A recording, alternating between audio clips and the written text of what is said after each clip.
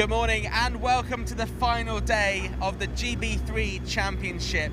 We are going to crown a champion today. It could be later on today, it could even be in the next hour or so as we bring you coverage of race 2. Callum Voisin starts on pole position again after his pole position race win yesterday. But away from that, it's all about the title decider. Piers, we've got Luke Browning, we've got Johan Granfors. This next race could decide it. They're starting right next to each other in this race, so I'm looking forward to some excellent racing between the two championship hopefuls. Yeah, Luke Browning 5th on the grid for Hi-Tech. Johan Granfors 1 place ahead of him, 4th for Fortec. It's going to be a really exciting race. But let's just remind ourselves of where we got up to yesterday with the highlights from race 1. Highlights from the first race on the final weekend of the GB3 Championship in 2022. Johan Granfors with a great start from down the order, trying to wrestle his way up into the top 5. Callum Voisin had the whole shot into the first corner. Meanwhile, John Bennett had taken over 3rd spot. Luke Browning straight around the outside, qualified in 6th, but got past his teammate into the first corner as they raced their way down the Craner curves towards the old hairpin. John Bennett was trying to find a way past his teammate. Meanwhile, a bit of a squeeze from Roberto Faria trying to hold off the charge of Matthew Rees. Rees could be back on the up and under as they head up the hill. However, there was a safety car after an issue for David Morales and Kian Shields. Morales sent off into the barrier. The safety car was needed to be deployed onto the circuit, and Callum Voisin then retook control. Matthew Rees and Roberto Faria would resume their combat. Roberto Faria straight down the inside, pushing off Matthew Rees, and then would get into the side slightly of Mackenzie Cresswell. It would damage Cresswell's front wing and would also give Roberto Faria a rear right puncture, which he would find out about coming down into the fog of the S. He'd go straight over and then return into the pit lane to have that rear tyre changed. Meanwhile, his teammate Callum Voisin was hanging on to the race lead. Luke Browning trying to do everything to catch up to Tom Levin, who was in 2nd spot. Tom Levin trying to take over the race lead, and as Callum Voisin would come across the line, he'd win the race. Tom Levin was given a 5-second time penalty for promoting Luke Browning and John Bennett onto the podium. And what that does for the championship, Luke Browning will hang on to a 460-point championship lead at the moment. He's got 26.5 over Johan Granfors. It's very, very tight in the championship. Granfors in 2nd spot, Callum Voisin in 3rd. Few drivers moving up, especially over the day. The likes of Zach Taylor, who's had a great round so far, incredible pace thus far inside the top 10. Kian Shields, Bryce Aaron, I mean, super qualifying, up in 4th position in that qualifying session. He's obviously 12th in the standings, looking for more. Heading down, you can see Iwasaki with his first points onto the board in his first round of the season. Obviously, he's not going to move up any positions in the championship, but he's just looking for pride. So a great day for Elite Motorsports and a great day for John Bennett, his first trophy in single-seater racing. I know he was absolutely over the moon. If you've seen him on social media, you'll know exactly how much that meant to him. Not so good for Tom Levin. He got bumped down because of that penalty, so he'll be looking to make up for that in the upcoming race. Speaking of the upcoming race, we've already mentioned it a couple of times. Luke Browning takes on Johan Granfors. This could be the race that decides the entire season and crowns a champion. Now, Lewis McGlade will talk you through the permutations before we hear from both drivers. Well, we're on top of the media centre. You've just taken a look at the championship standings, and what an incredible season it's been. Luke Browning holding on to the championship lead over Johan Granfors. Now, for the championship to come down to the wire, to come down to the final race, to basically do what we all want to see happen, you know, we all want it to come down to the wire, Johan Granfors needs to finish ahead of Luke Browning. If he does so in any capacity, if he wins the race and Luke Browning's in 5th, the championship will come down to the wire. However, if Luke Browning is ahead of Johan Granfors, that's where things become a little bit more tricky. Luke Browning wins the race, Johan Granfors must be 2nd. If Luke Browning finishes in 2nd place, Johan Granfors needs to finish 4th or higher. If Browning's in 3rd, Granfors needs to be 6th or higher, and basically so on down the order. It's going to be quite a tight one to keep you updated on, but we'll do our best. Anyway, we'll head down to the paddock and see what's going on. Thanks for that breakdown, Lewis. We've seen some great racing from both those drivers this year. John caught up with both Luke Browning and Johan Granfors ahead of the race weekend. So we're here at Donington Park. It's the final race weekend of the GB3 Championship. We kind of thought it would end this way. We saw early on that there were 2 title contenders that were very, very closely matched. It was always going to be a battle between the 2 of them. Johan Granfors driving for Fortec. He's described himself as the hunter. And Luke Browning... The hunted? No, you're the prey. That's what he said. Well, yeah, you happy being the prey?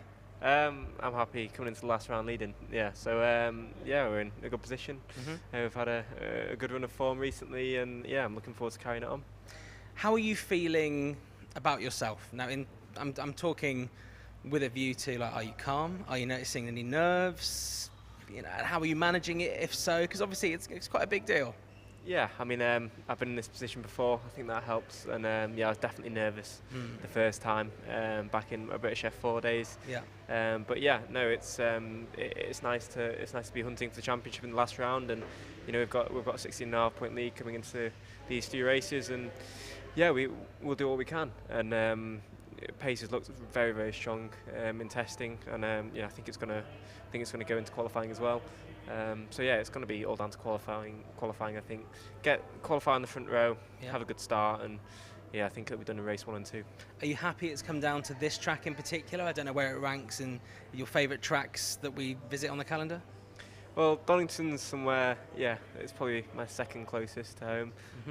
So yeah, it doesn't quite take the Alton Park perch for me, but yeah, no, Donington's for sure been a very strong track for me in the past. Look back to when we visited here only a few weeks ago and had some storming races. Yeah. Had a bit of a nightmare in qualifying just due to being blocked, and I think I had a big crash on the Friday before and didn't manage to get out, and then we had to make some tweaks with the car before qualifying, so it was a little bit unsettling, but nevertheless I think we were only a 10th and a half off pole, and yeah, we've been strong today, P1 and P2 in both AM1 and AM2 sessions, so yeah, it's looking good. Now, the weather forecast for the first race on Saturday is rain at 3 p.m. The race starts just after 3 p.m. Joel was telling me that, you know, he's Scandinavian from Sweden. He's pretty confident in the rain, but I think you're pretty confident in the rain as well, right? Yeah, well, hopefully anyone that knows me knows the rain's been my strongest attribute so far. Yeah, it was one of my saving graces in F4, and somewhere that's always been sort of my strongest attribute as a driver has been wet driving. So yeah, we actually did a little yay in the awning when it started to rain earlier. So yeah, if it carries over to tomorrow, it will be confident for rain for sure.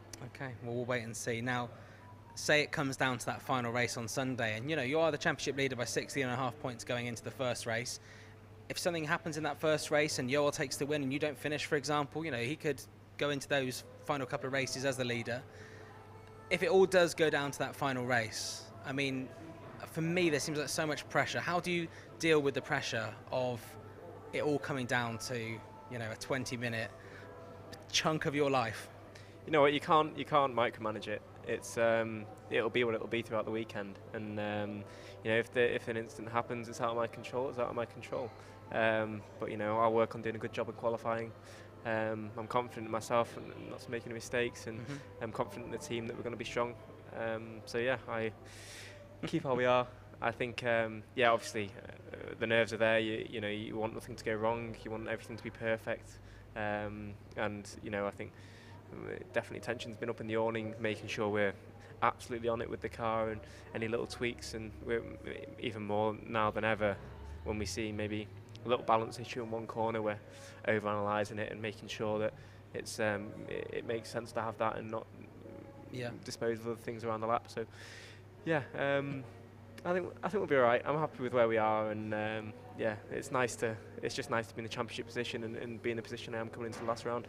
I can imagine. And I don't want to look past this weekend already, but you know, it is the time of year when drivers are looking at what their plans are for next year. Is there anything you can tell us about what you might be doing in 2023, regardless of what happens here at Donington? Unfortunately not. But classic. Yeah, nothing that I can divulge, but I can say that the future's going to be bright, and yeah, whatever you see me in next, I'll be for sure at the front of it. Yeah. But yeah, no, the future's looking strong. Hopefully, yeah, this championship's done a hell of a lot for my career, and yeah, I've got some exciting stuff with the BRDC Autosport Award coming up. So we'll be testing MSV F2 car, which obviously is run by Palmer as well as the Championship. Yeah, an LMP3 car and a GT3 car. So these are all sort of different types of the sport, different really cars, different disciplines that I can go and test out my skills, and we'll see which one takes the best. Really spreading your wings. Now, finally, I've asked this to Joel. You know, I speak to your dad. We've seen your dad on the live stream before. You know, we've seen your team being very supportive. Coming into this final round, I imagine you've had a lot of advice from different people. What's the best bit of advice you've been given by someone close to you coming into this final round at Donington? Focus on the process and the outcome will follow itself. Okay. That's the best piece of advice. And yeah, it's been given to me by someone I trust their opinion of very greatly, and it's what helped me out back in my F4 year as well, because especially coming in and it being the first championship you want to win, you know, tension's up and you don't want to make mistakes, but you know, I think the key is don't focus on the outcome, focus on the process, and it'll all take care of itself. Great advice, Luke. Whatever happens this weekend, we've enjoyed watching you race, we've enjoyed having you around and chatting to you, so best of luck, and may the best man win. Thank you very much. I do just want to say, you know, obviously Joel's been a very amicable person to race against this year. You know, very good driver, and it has to be said from, I'm sure he'll acknowledge on the even part, and you know, it's been great to race against him this year. Very clean driver, and yeah, his pace has been very outstanding. So to win against an opponent like that is, yeah, it's for sure an achievement, and I'm sure either way it goes, we'll both give each other a handshake at the end of it. And I think you've both got very bright futures, and I imagine you'll be racing against each other at some stage, at some level again in the future, so it's good to know that you have that mutual respect. Hopefully. Nice one, Luke. Thank you very much. Thank you very much. Cheers. And the Hunter joins me now, Joel Granfors with Fortec, 16.5 points behind Luke Browning for High Tech. First of all, how are you feeling going into this weekend? I mean, I think we feel pretty positive about going into this weekend, especially like looking towards last time we were here this year with the pole position, and then unfortunately DNF for both me and Luke in race one. But you know, we have had good pace around here, especially with Fortec. Has always been strong around here in the past as well. So I think we got a pretty good chance of you know, having a good battle with Luke for the championship. Both of you strike me as being very calm drivers. You know, we've not seen, you know, huge errors, we've not seen big emotional scenes, we've not seen, you know, silly mistakes. You know, do you see yourself as having the mental strength to win this championship? Is that one of your, you know, your best features as a driver? Yeah, I mean, I've been in this position before back in Sweden, I think it was 2 years ago. And you know, that ended up well with me winning the championship. So just gotta, you know, stay calm and relaxed, and just make sure you get everything out there on track. So yeah, making sure now, especially for qualifying is going to be very important for us and for all the drivers really, because it's a relatively tough track to overtake at, unless you're not like half a second quicker lap, of course. Yeah. So yeah, I guess we'll see tomorrow. Now, you and Luke have been pretty close for most of the season. It was very quickly apparent that you two would probably be at this stage now here at Donington, fighting it out between the two of you. When you look at his driving and you look at him as a driver, I mean, what attributes does he have that, you know, that you're impressed with as a driver? I think just his speed in general, both in race pace and qualifying, has been really strong. You know, every time you go out in both qualifying and all the races, you really have to push to 100%, especially like if you have him behind you in the races. So I think just his speed in general is very quick. You know, he has a lot of experience in racing, especially on these tracks in the UK. He's driven them a lot, so I think it was a good challenge for me this year. Here at Donington, obviously we've been here once already this year. You know, in terms of the tracks that we've been at this season, you know, where does this rank? Is it one of your favourites? Is it one you maybe find a little bit more difficult? I think favourite is for sure Silverstone, because we've just been so strong around there. In the both weekends we've been there, and I think this one is going to be P2 then, I guess, especially with the last time we were here with the very strong performance.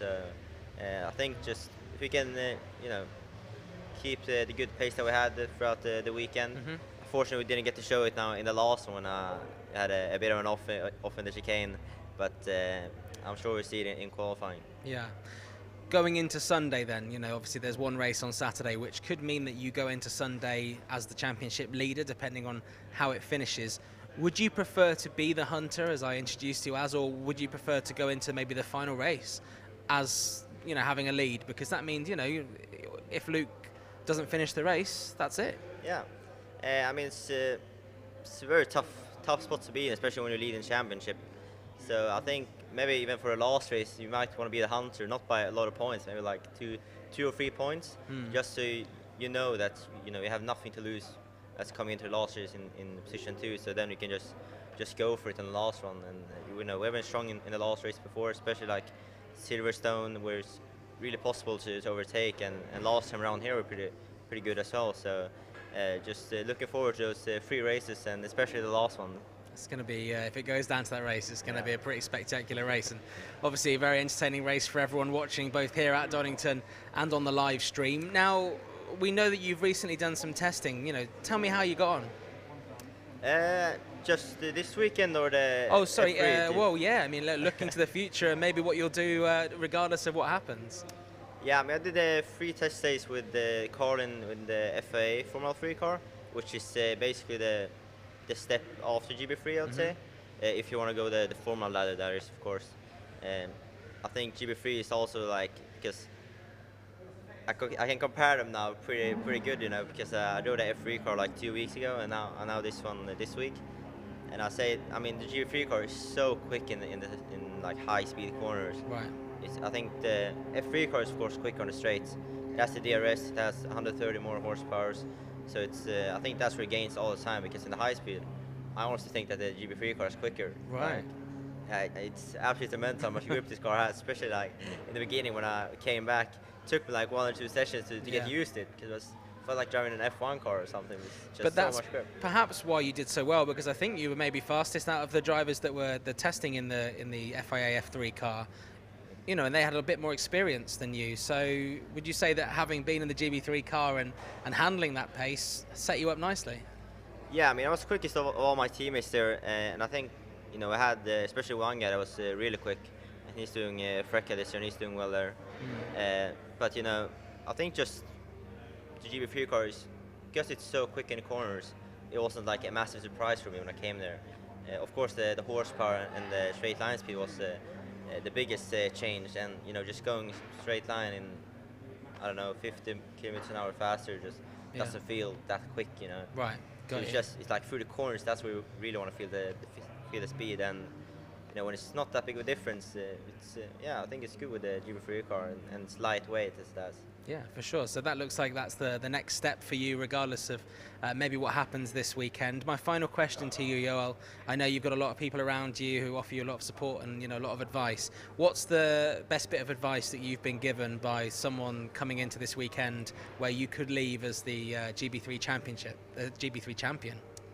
I think it's just to just do normal business as normal. You know, don't try and change anything up because it's final weekend. So just because then, you know, you get some new stuff and you have to learn that in. Just keep the same approach that I've had all year, and yeah, it seemed to work well. So just keeping the same approach now. Maybe I've done a bit more sim heading into this weekend than the other ones, but nothing else than that. So. Okay, well, regardless of what happens, best of luck, Joel. It's been great chatting to you, and it's been great watching you race this year. And whatever happens next, you've been a credit to the GB3 Championship, and best of luck. Thank you. Great to hear from both Luke and Joel ahead of the race weekend and how they're feeling. Now let's see where we're racing this weekend with Lewis McGlade here at Donington Park.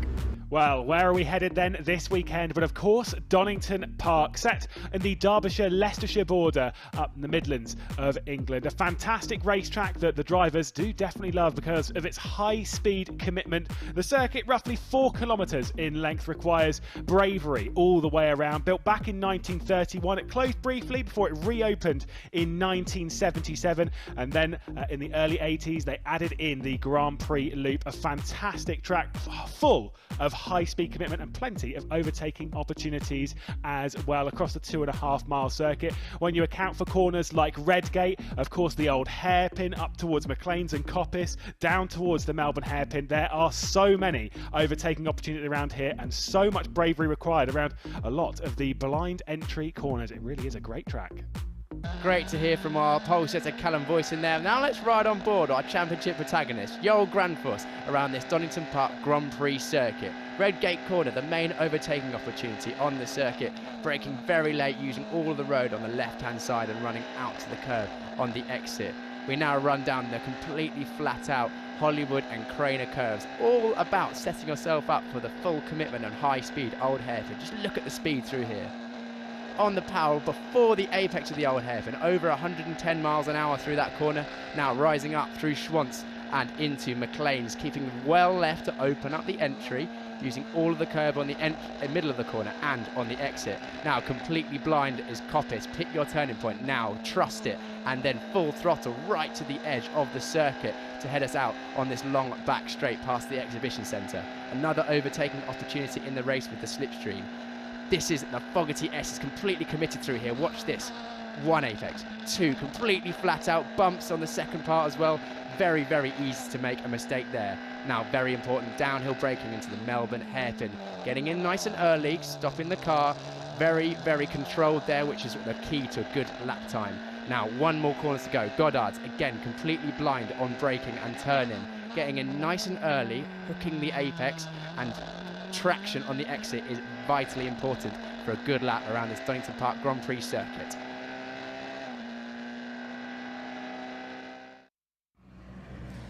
Yeah, we're down here in the assembly area. We're going to talk about tyres in just a second, Piers, but you've just grabbed a guy that would have been racing, James Headley from JHR, but you know, unfortunately not racing because of the thumb injury we've talked about.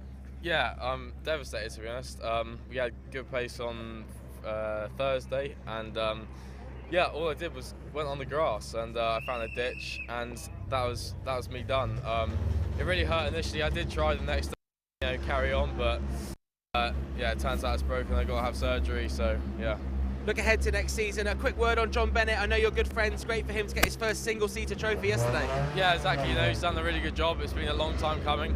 We're both really kicking pre-season, so it's really deserved for him, and hopefully he can get another one right now. So yeah. All right, James, we'll let you go on and watch this race. We're going to have to move backwards. Yeah, in fact, Piers is going to have to go and do commentary. But this is it now. This could be the race that crowns the champion. Luke Browning can win in this race. Lewis and Piers will talk you through the race. It's the second race of the weekend, the penultimate race in the season here at Donington Park in the GB3 Championship. Piers Pryor will join Lewis McGlade on commentary.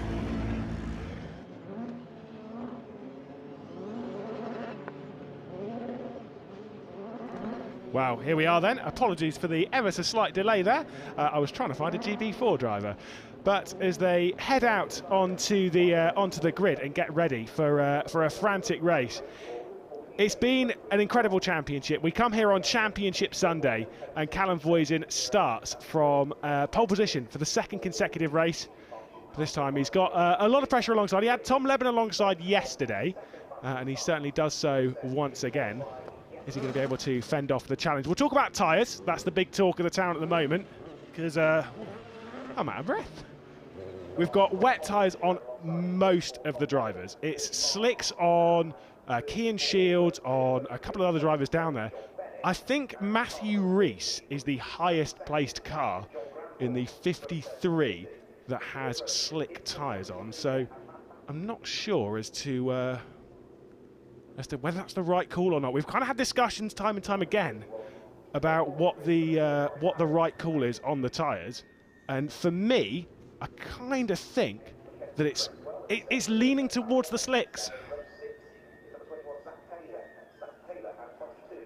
I'm not sure myself though. So I think most of the contingent that are on the wet tyres, they're going to be a lot faster in the early stages. They're going to struggle a little bit as the race goes on. And then as we head out onto the formation lap, we'll see if those wet tyres will end up being the correct call. Callum Voisin, though, you can see they're starting from pole position. Tom Leben in second place. And as they roll through, our focus there, 4th and 5th on the grid. We'll see the grid as they come through, because 4th being the likes of Joel Granfors, behind him his championship rival. Callum Voisin then will start from pole position. Tom Leben in second place, the same front row that we had yesterday. And as we roll our way through the grid, 3rd place we'll see John Bennett. I think it's his highest start in GB3 after that first podium yesterday. He starts ahead of Joel Granfors, who needs to beat Luke Browning, who will start from 5th place. Javier Segura in 6th for the Carlin machine, and then Bryce Aaron, again, great qualifying, started from 4th yesterday, starts from 7th this one. Matthew Rees alongside, who'll be running the slick tyres in 8th spot. Mackenzie Cresswell and Roberto Faria, those two came together yesterday coming up towards McLean's. Will they do so today? Zach Taylor had great pace yesterday. He starts from 11th place. Nico Christodoulou said yesterday he made his debut around here. Struggled a little bit though. Max Esserson, 13th spot, a race winner at Donington Park earlier on in the year, alongside David Morales, who was shunted off into the barrier coming through the Melbourne Loop. Alex Connor and Tommy Smith, 15th and 16th position, with 17th on the grid as we roll our way through, going to Kian Shields, who I believe is another driver potentially on those slicks tyres. Iato Iwasaki starts from 18th, and in our final row of the grid we'll have Nick Jilk starting alongside Mikael Grundvig, and of course they'll become the front row of the grid a little bit later on in the afternoon. But focusing on what is at hand, I'll confirm who's on the slicks. Bryce Aaron, Kian Shields, Tommy Smith and Matthew Rees. Those are the ones that will be running the slick tyres in this race. Is it the right call? We'll discuss the championship a little bit as well. If you didn't catch anything in the pre-show there about how the championship works, essentially, Joel Granfors, if he finishes ahead of Luke Browning, it will go through to the final race of the championship. If Luke Browning wins the race and then Joel Granfors is second, it will go to the final race. If Luke Browning's in second, Luke Browning needs to be, if Luke Browning's in second, Joel Granfors needs to be fourth or higher. And then they'll get their way again into the third and final race of the championship. But if Joel Granfors finishes lower than that and Luke Browning wins, the championship's done. It's all settled in this race. We'll try and keep you up to date with all of it, and you can see they're running 2 formation laps as we would expect around here, because those conditions are pretty tricky. And that shot that we just had there going into T1, that's the concerning one for me. I'm not sure. It looks pretty wet out there. We're seeing a lot of the line be cleared. Joined by Piers Pryor in the commentary booth. What would you go for? I was about to ask you the same thing, Lewis. I was sitting down by the Melbourne hairpin in the assembly area, and it looked pretty wet down there. However, having come up here now with a dry line showing through the middle sector, these wet tyres will switch off really quickly because the blocks move around so much. You can see how much curb taken through the chicane now from Granfors on the opening. We're not even in a race yet, and he's trying out all the lines, which is the right thing to do. Yeah. As you can see in this slower part of the circuit, definitely a little bit more damp.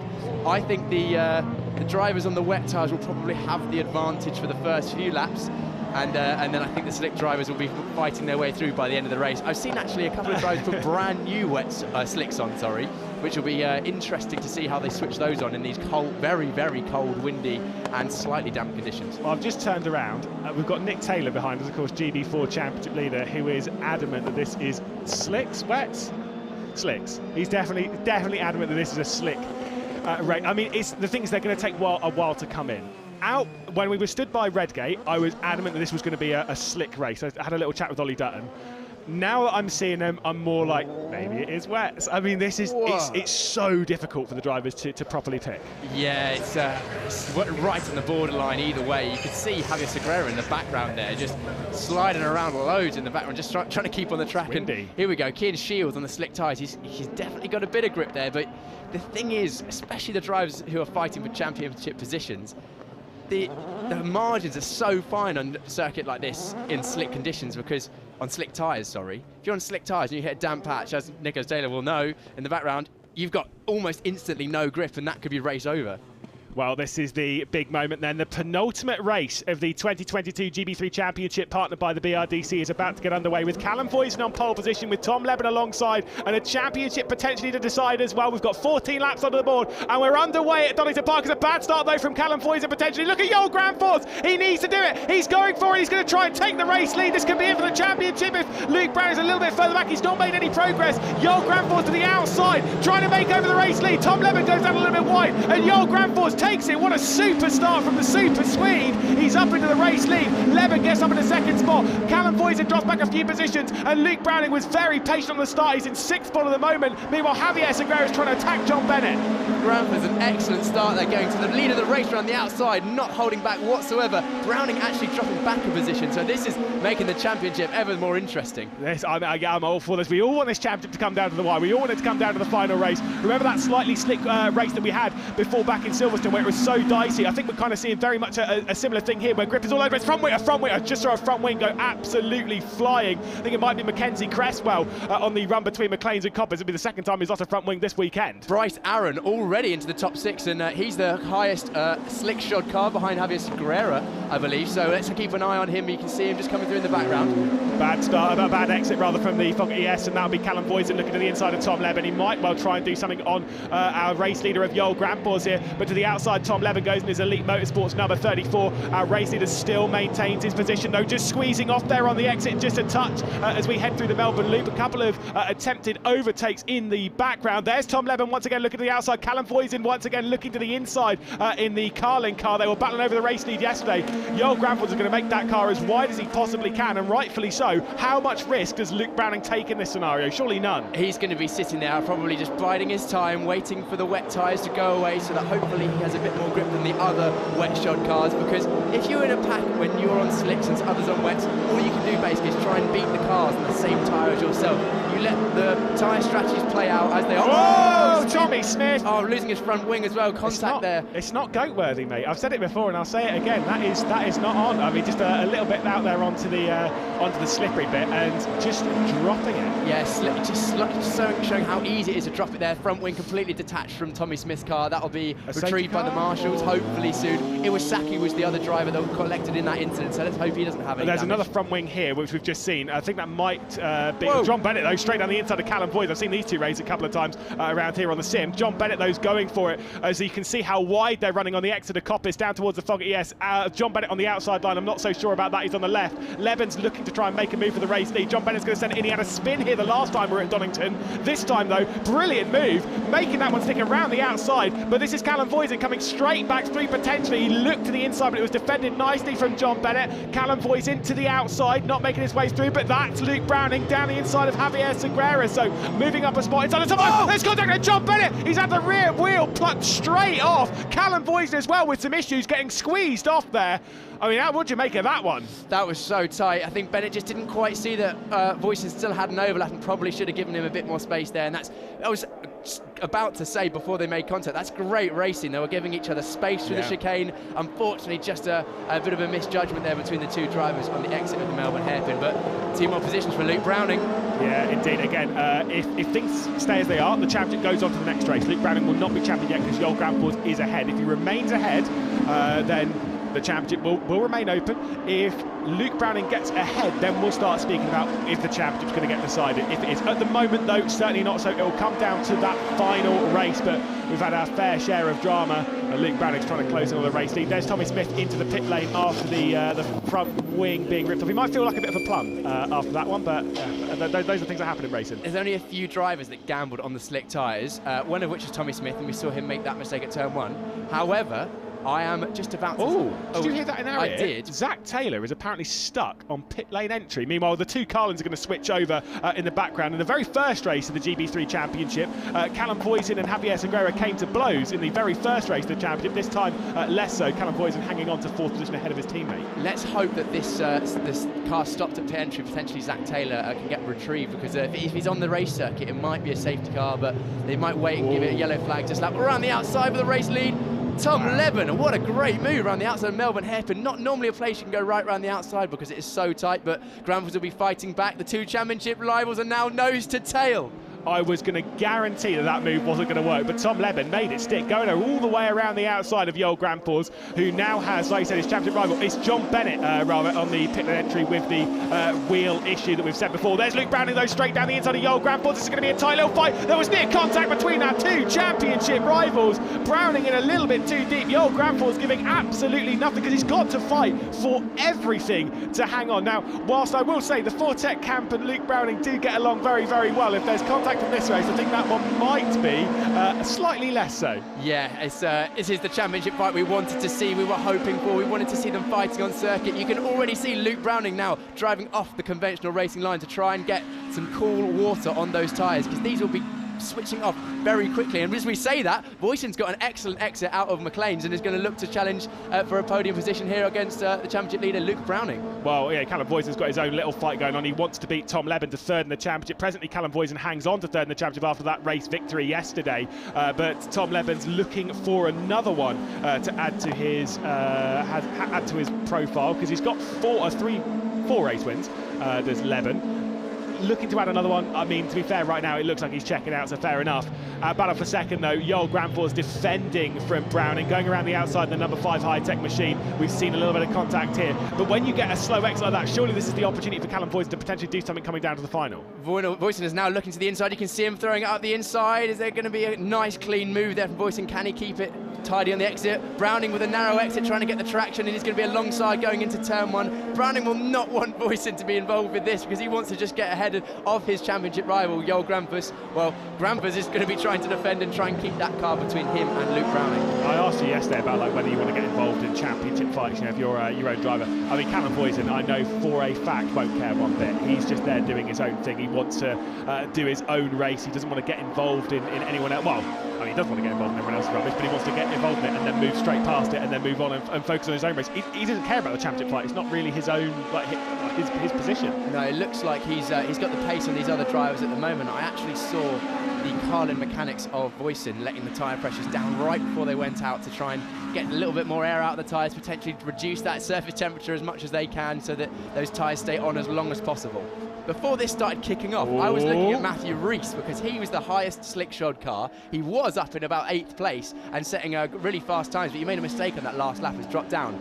Well, here's Callum Voisin then to the outside, so he got through, had to lift out a little bit there, did Joel Grampus, who had a big slide. This is a big moment though, here comes Luke Browning. He had a slightly better run through the fog at ES. I almost thought that he was going to do that one there, but the second phase of the exit just didn't really work out in Browning's favour, so he's going to look to the outside coming into the Melbourne hairpin. Oh, so close.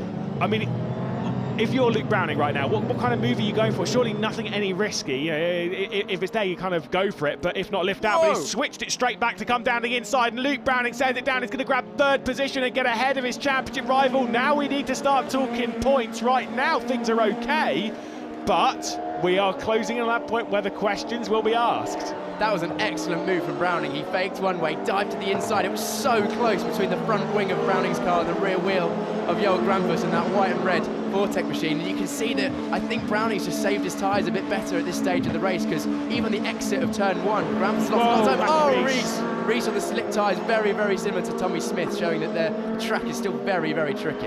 Yeah, it's like I say, it's not ideal. Obviously, everyone I'd hope has already passed by this point, but yeah, it's a sketchy moment. Who then is our highest placed slick driver? I think it might be Bryce Aaron in 14th. He'll be our highest placed slick runner in this race. So Nick Taylor was wrong then. Yeah, I think it looks like... I love how much just swiftly agreed on that one. Yeah, it looks like the wets are currently the tyre to have. I think by the end of the race, the slicks will probably be the fastest tyre to be on. However, it's just making sure that you don't make any mistakes, which is Aaron is doing at the moment. But all the other slick drivers pretty much have had issues throughout the race. You know, we're looking at Shields is basically the second last car running. On Aaron is now 14th, so he's made 1 position. And then we've had the 2 issues for both of the other slick drivers, Rees and Tommy Smith. So yes, as much as it might be the fastest tyre to be on, is it the most safe tyre to be on? Because we've mentioned many times before. Yeah, Joel Grampus is dropping back. I don't know if there's been a problem. I kind of just saw here as we look at Esterson diving down the inside of Javier Segura. Roberto Faria also in on this. Joel Grampus has actually lost out to Mackenzie Cresswell as well. Has there been something... Yeah, that was Mackenzie Cresswell coming through. So Mackenzie Cresswell's got past Javier Segura and Joel Grampus. Has there been an issue that we haven't seen right now? Yeah, Grampus' last lap was almost 4 seconds a lap slower than the drivers ahead. He's going to lose another one because Max Esserson's going to come through. This could be very big for the championship as they head down through the crater curves. This could be a big moment. Max Esserson going around the outside of the final point of the craters. He's got the inside of the old hairpin. Big moment there for Joel Grampus. He's dropped back another spot. He's now down into 6th position. Now, as things stand, 3rd and 6th, if Luke Browning finishes in 3rd and Joel Grampus finishes in 6th, the championship will move over still into the final race, literally just.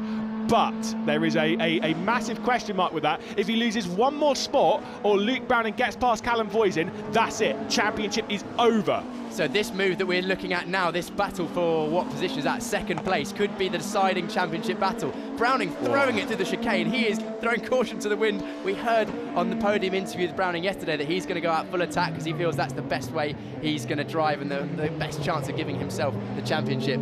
Who's out there now? Grampus is still going so slowly. He's 2 seconds a lap slower in the middle sector than anyone else. Here we go. Luke Browning's looking for it. He's going to switch it straight back to the inside. Another big slide. He's pushing it through. He's trying to grab 2nd second position. He's going for a championship before we come to the final race of the season, but Callum Voisin hangs it out wide, and he's going to hang on to second position with that drive. He'll have the inside line up towards Redgate. A big fight as High Tech look on. I'm sure their hearts will be racing. They look pretty calm, but you know what these scenarios do when you're in a team. Out wide goes Callum Voisin, and Luke Browning with the up and under. He takes over second position, and could that be the move for the championship? This is the point in the race where the wet tyres are switching off hard. They are overheating as we see that Shields now has the fastest lap of the race, only to be bettered by Matthew Rees, 29.5, which is 2.5 seconds a lap faster than our leader, Tom Levin. So this is the point at which the tyres switch over. How long have we got left? 7 laps or 8 minutes. So 8 minutes remaining.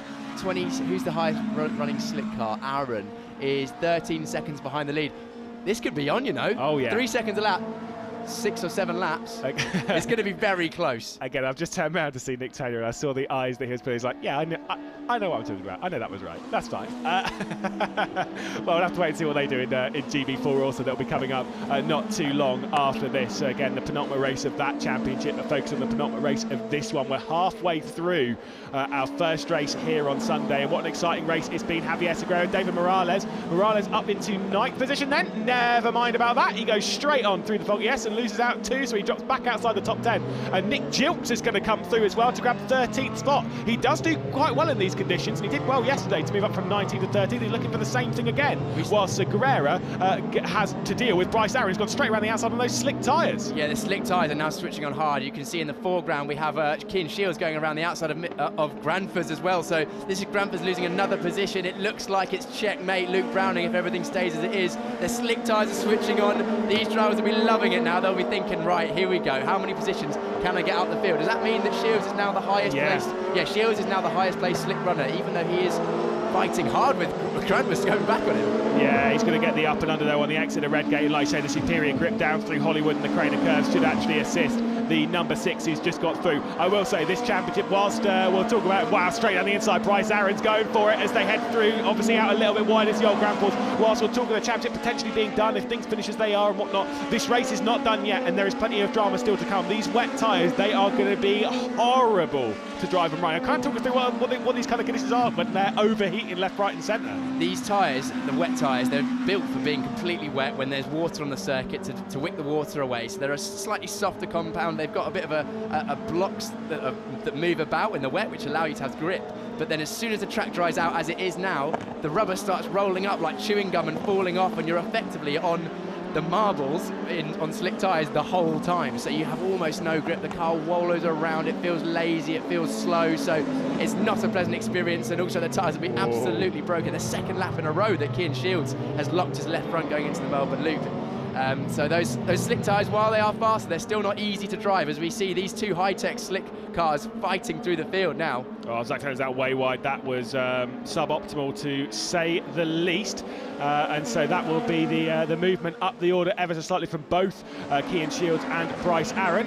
High Tech looking for a championship, but also for a race win as well. I mean, to be fair, if these two come up the order, they could have taken that risk. You know, they've got 3 cars and whatnot, so they can take the gamble, they can take the risk, they can do as they wish. And I mean, Keane Shields, Bryce Aaron and Luke Browning have all won races this season. Luke Browning plenty more than the other 2.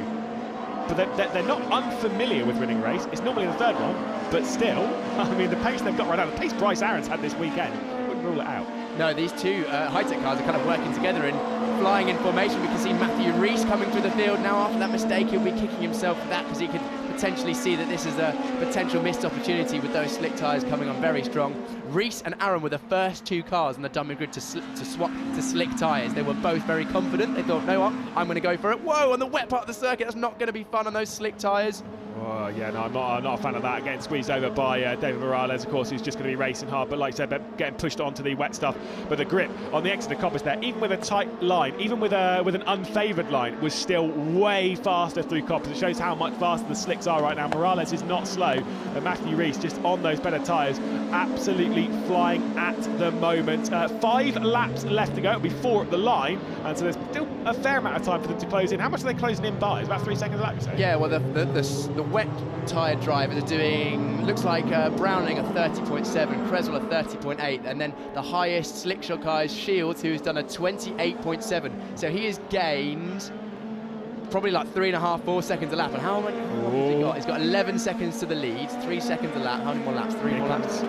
Here comes another one. It's going to be very close. It depends very much how much time you lose while overtaking those the wet tired cars, because they are faster in some areas and slower in others. So it'll be interesting to see how high Shields and Aaron get up. Can we have a triple high-tech podium? Potentially, we'll have to wait and see. I'm sorry, ladies and gentlemen, Yale Grandpa's losing out another spot. Yeah, it's not ideal. Here is Nico Christodoulou, though, 6th position at the moment, straight around the outside. That's Kean Shields going through, and of course, straight around the outside coming into Coppice. Potentially Bryce Aaron might fancy it, but he's going to go for the up and under on the exit of Coppice, which I will say is definitely the smarter move to try and make that one stick as they both try and clear Nico Christodoulou. Closing up to the back of Max Esterson and Callum Voisin, who I believe might have switched positions. I think Esterson's got up into 4th spot over this lap. Yes, he certainly has. They came through the foregrounder shot there. I mean, these slick tyres are going super fast. There's Esterson in the foreground, there's Voisin. There in the number 6 is Kean Shields, the highest placed slick tyre car. Absolutely flying at the moment. Got to the outside of Callum Voisin here, looking to take over 5th position right now. What a drive from these two. A little bit too deep though, and that's Bryce Aaron. Don't make contact with your teammate. Oh my goodness. He was just unsighted there, Shields. He was concentrating completely on Voisin, trying to get that 4th place, and unfortunately Aaron saw what was going on, went on the inside, and Shields didn't see him and squeezed his own teammate off. Can Voisin hold off Shields at one more corner? Yes, he can, and Aaron threw on both. What a great move. Wow, he saw that one coming from a mile away. Got the double undercut on not only his teammate, which is the one I think it might have been a bit like wanting to get past, but coming on fast, let me get past. But still, yeah, the up and under, a little bit too deep from Callum Voisin going into the first corner at Redgate. Still 3 laps left to go. I'll ask you now, can Bryce Aaron do it? To the podium, yes. To the win, I think just a bit too far away, because Levin and Browning and Creswell are still lapping pretty quickly ahead. Last lap 30.7, 30.8, 31.5. The gap at the lead actually is coming down quite a lot. No, I thought Christodoulou might have been on the slicks then with how fast he got up and under a Voisin. But yeah, no, he is still on the wet, so that was good. Max Esterson's now under pressure. He's in 4th position at the moment because Bryce Aaron's knocking at the door. Just showing you that the difference between the drivers who have potentially just eased their wet tyres in at the start of the race, built them up slowly, as opposed to those drivers who are pushing for position right from the off, like Voisin. He was up very high at the start of the race, challenging for the lead, and now dropping off like a stone. Well, that was a bit of a mistake there from Esterson, and that is the position switch up now into 4th position. I mean, with 2 laps left to go, he can see Mackenzie Cresswell, he can see Luke Browning, he can see Tom Levin, whilst Max Esterson tries to fend off Kean Shields. Oh, he's going to be in a little bit too deep in the final corner. Yeah, this is... I said halfway through the race, Nick Taylor was right. Nick Taylor was wrong, rather. He's right. No, this is a slick tyre race. Yeah, I think it is. Over the course of the race, the slick tyres have definitely been faster. This might be the last lap. Yeah, this might be the last lap, because they went over the line with 1 minute 26 to go, and the fast lap of the race is at 1 minute 27, so it looks like this potentially will be the final lap, which is disappointing. A few more seconds and we could have seen the high-tech cars of Shields and Aaron carving through and potentially having another podium. Yeah, we'll keep our eye on the timer and see exactly what's going on. There is Bryce Aaron trying to grab the podium spot. He's got to the outside going into McLean's. That's a super move, getting around the outside. Brilliant stuff to have properly sent that one in there. It's just the superior grip. I do believe this will be the last lap. Levin out front. I mean, but it's Browning that's done all the progress, isn't it? It's Browning who is doing excellently here. He had a great start to the race. He's closing down on the race leader, Tom Levin. But to be honest, we've completely ignored Levin here. He's actually driven an excellent race. He managed to get through around the outside of Melbourne Hairpin, which we're coming into now, and then has basically driven away from that point, managed his tyres and the gap excellently, and is showing that another podium for Levin after his unfortunate removal from the podium yesterday, but, you know, 2nd place on the road. Well, here they go then, into the final corner. Levin, I mean, this one's going to be overshadowed ever so slightly. Levin's going to come out of the final corner. He's going to take a 4th victory in GB3, but we look 1 position backwards because Luke Browning comes out of the final corner, and provisionally at least, he's the 2022 GB3 Championship champion. I mean, that's a bit awkward to say, but Luke Browning has done it. He's got the 2nd spot, whilst his teammates had it, or his championship rivals had an issue, and dropped right down to 13th. In the race. Browning on top. Browning, our champion for 2022, a deserving champion. Joel Grampus will be so disappointed, having had a chance to fight for the podium positions at the start, got into the lead, an amazing start, but something just not quite right with the tyre strategy. He fell like a stone. It'll be interesting to hear from both our championship protagonists about their race and their season. But I'm going to shoot off now. I'll let you run through the results. You catch up with not only our race winner, but also our champion as well. What a day, what a way to start off. It's been a super effort, and I don't have any words.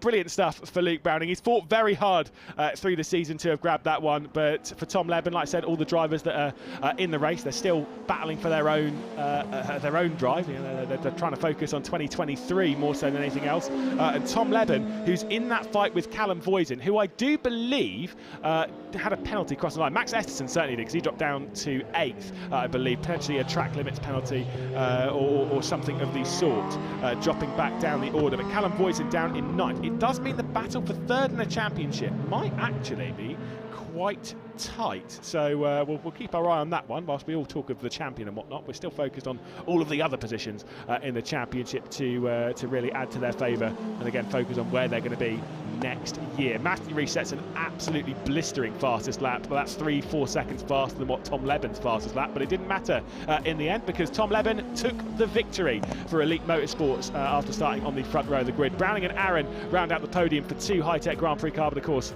we really will be speaking to Browning quite a bit after the race. Mackenzie Cresswell and Cian Shields 4th and 5th, with Matthew Rees moving his way up after a bit of a spin to 6th spot. Nico Christodoulou working his way up the order, and Max Esterson worked his way up but then dropped back down again after a penalty along with Callum Voisin. Zach Taylor again inside the top 10 once more here around Donington Park. He really does favour this circuit. David Morales and Iwasaki, great drive from Iwasaki, didn't even really pick up on that one too much. Of course, brand new to the GB3 Championship this round, moving up to 12th spot. Joel Granfors in 13th. Farrier, Gilks, Segrera, Grundtvig, Connor, Smith and Bennett, the top 20, with all of the finishers done. Of course, Bennett and Smith having issues through the race. We can see Luke Browning here on the right hand side there in that number 5.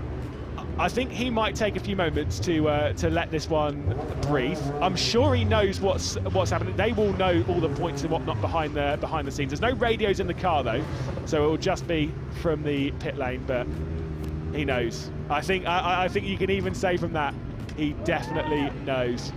I'm sure he'll be straight into the arms of the team and family. He does have a lot of friends and family here. Of course, he would come along and support. I think he probably would prefer a season finale though at Oldham Park, of course, his home circuit. Alas, he'll be walking around, and John Jackson will try and follow all of them to try and grab interviews with various drivers and whatnot. Bryce Aaron up onto the podium, doing a very solid job in the race there to have got up into 3rd spot. Like I said, slick tyres, dropped back a little bit on the start of the race, worked his way back up the order and moving himself into a very well-deserved podium. It's time to go down to John to catch up with our race winners and our champion. Yeah, I'm down here. It's a little bit crazy, as you can imagine. Tom, a 4th win of the season, a great drive from you. Yeah, it was really tough out there today with the drying conditions of the wet tyres, but managed to get a bit of a gap at the start and then hold the lead from there. Did you consider the tyres before? We were discussing, whether wets or slicks were the way to go, and it turns out that I think the wets were the right choice. I think overall the wets were quicker throughout the race, but the slicks were definitely fast at the end. I was wanting to go slicks, so luckily we didn't. You listened to the team. Tom, congratulations. We're going to let you congratulate a great weekend, and makes up for yesterday as well after that penalty. Yeah, makes up for yesterday, getting the win today, but overall a really good weekend so far. Excellent stuff. Tom Leben there, your race winner. Let's go and speak with, well, I need to speak with Bryce Aaron really, but he's been grabbed by the, well, let's go over. I think they're on photos. Luke Browning, you are the 2022 GB3 champion. Hooray! Yeah, no, elation. Yeah, that's absolutely amazing. I was trying to, at the start I was like, right, it's all pretty aggressive. I'll let them do their thing and I'll sort it out later on. And yeah, it worked out. Chaos, yeah. Big congrats to the high-tech team. We've worked hard for this. And yeah, let's enjoy it now. We saw them all celebrating there, but I have to talk about that move you put on Yoel. That was, I mean, we were wondering what was going on. It was quite a last-minute decision, but the reaction time there was exceptional, and it really paid off because he ended up dropping back. Yeah, exactly. I think in these points of the season, you just got to go for it. And like I said yesterday, championship rivals in front of you, you've got to go for it. It's the last round Donington duel. So yeah, but I mean, obviously. It was a great race with throughout, and it's been a great season with Joel battling, and yeah, what a credible opponent and a credible team to race against, and yeah, obviously elation on our side, but yeah, obviously good for them guys. They worked so hard for it as well, I can imagine. But yeah, can't wait. Luke, on Friday, finally, you told me that you wanted to go into that final race, having already wrapped up the championship, so you can have a bit of fun. You can have a bit of fun now. Fun shall be had. Okay, Luke, we'll let you go celebrate and get you to the podium. Luke Browning there, coming second. We're going to grab his teammate, the high-tech driver, Bryce Aaron, the American. Bryce, an exceptional end to that race for you, and I was standing with your parents and your family, and they were absolutely elated for you. You must be over the moon. I am, yeah. I definitely, it was an absolutely insane race, I have to say. Like, wet on slicks, and then it's just the first few laps we lost a lot of positions, and then the tire just came to us over the time of the race. Luckily, we didn't have a safety car or something that stalled our progress, but it was really, really good race. Really happy with the result. I have to thank my engineer Paul. He came up with the strategy. We were rolling onto the green flag lap, and I was like, oh, I'm not sure about this. It's really wet, and then yeah, it ended up working out really well. So huge thanks to them, huge thanks to High Tech. It's a great result. Luke won the championship, P2, P3. Really happy for the team as well. They did do a great job, and I'm really happy. And Kean was very strong as well. You had a little bit of a moment there, but it was all good in the end. Yeah, it was all good in the end. Yeah, I think him and Boyce had a little bit of contact, and I made a few mistakes, which I fell back. But luckily, I had a little bit of luck there too. So really happy for it though. Excellent, Bryce. Congratulations, third place. We'll let you get to the podium now and celebrate along with your teammate Luke Browning, the new champion. We're going to hand over to Lewis McGlade, who's going to talk you through there's a huge crowd here. It's going to be a lively podium. So Lewis, over to you. Yes, indeed. And like we say, for a great drive from Luke Browning to have grabbed the championship a race early. We are going to see some fun in that final race, but I think there might be some fun in the team between now and even then. I don't think there'll be still too much champagne sprayed around, because obviously you don't want to be racing in soggy overalls. But alas, as we'll see them come out onto the podium. Bryce Aaron onto the podium for the third time this season, and for the very first time in a race 1 or a race 2. He's done so well, and it's also a 5th consecutive top 10 finish. Whilst he's very good at driving, he's not very good at finding his way onto the podium. Good effort. There he is, Bryce Aaron. Seen him before a few times onto the podium. So also a race winner earlier on the season, back in, I think it was Donington Park actually. It certainly was in the race 3 at Donington Park. Jonathan Palmer hands over the trophy. I did think that it was Jonathan Palmer that was giving Luke Browning a big hug after the race. There he is, the champion himself. 2nd position in the race. It's his 7th second place finish in 2022. But none will taste better than that. To be fair, that might even be better than quite a few of the victories, because it's the big one overall, it's the championship. And Tom Leben will take victory for the 4th time this season. And also, very importantly so, he's closing in on the battle for 3rd in the championship. He's just 6.5 points now off of Callum Boyson, who finished 9th in that race. And this could be a very big moment for Tom Leben as he tries to secure himself a slightly higher position on the championship. Bryce Aaron didn't know what to do on the podium there, so good effort, obviously, getting the final photographs. We are going to see some champagne. That is a good effort. I'm sure the other drivers may be less so, but it's going to be a big moment. Super stuff from Luke Browning, and he can actually enjoy this moment properly. I didn't want to go and cover some children in the champagne. That makes sense. Don't want to get everyone fans-wise wet here. But Tom Leben will get Luke Browning a little bit damp before the 3rd race. They've got a fair while to dry up. So that's not a problem. But for Luke Browning, what a year. I mean, he started out in great form with a double victory at Alton Park. It took him quite a while to get another victory all the way down at Snetterton, and I'm pretty sure his teammate is going to add to the fun.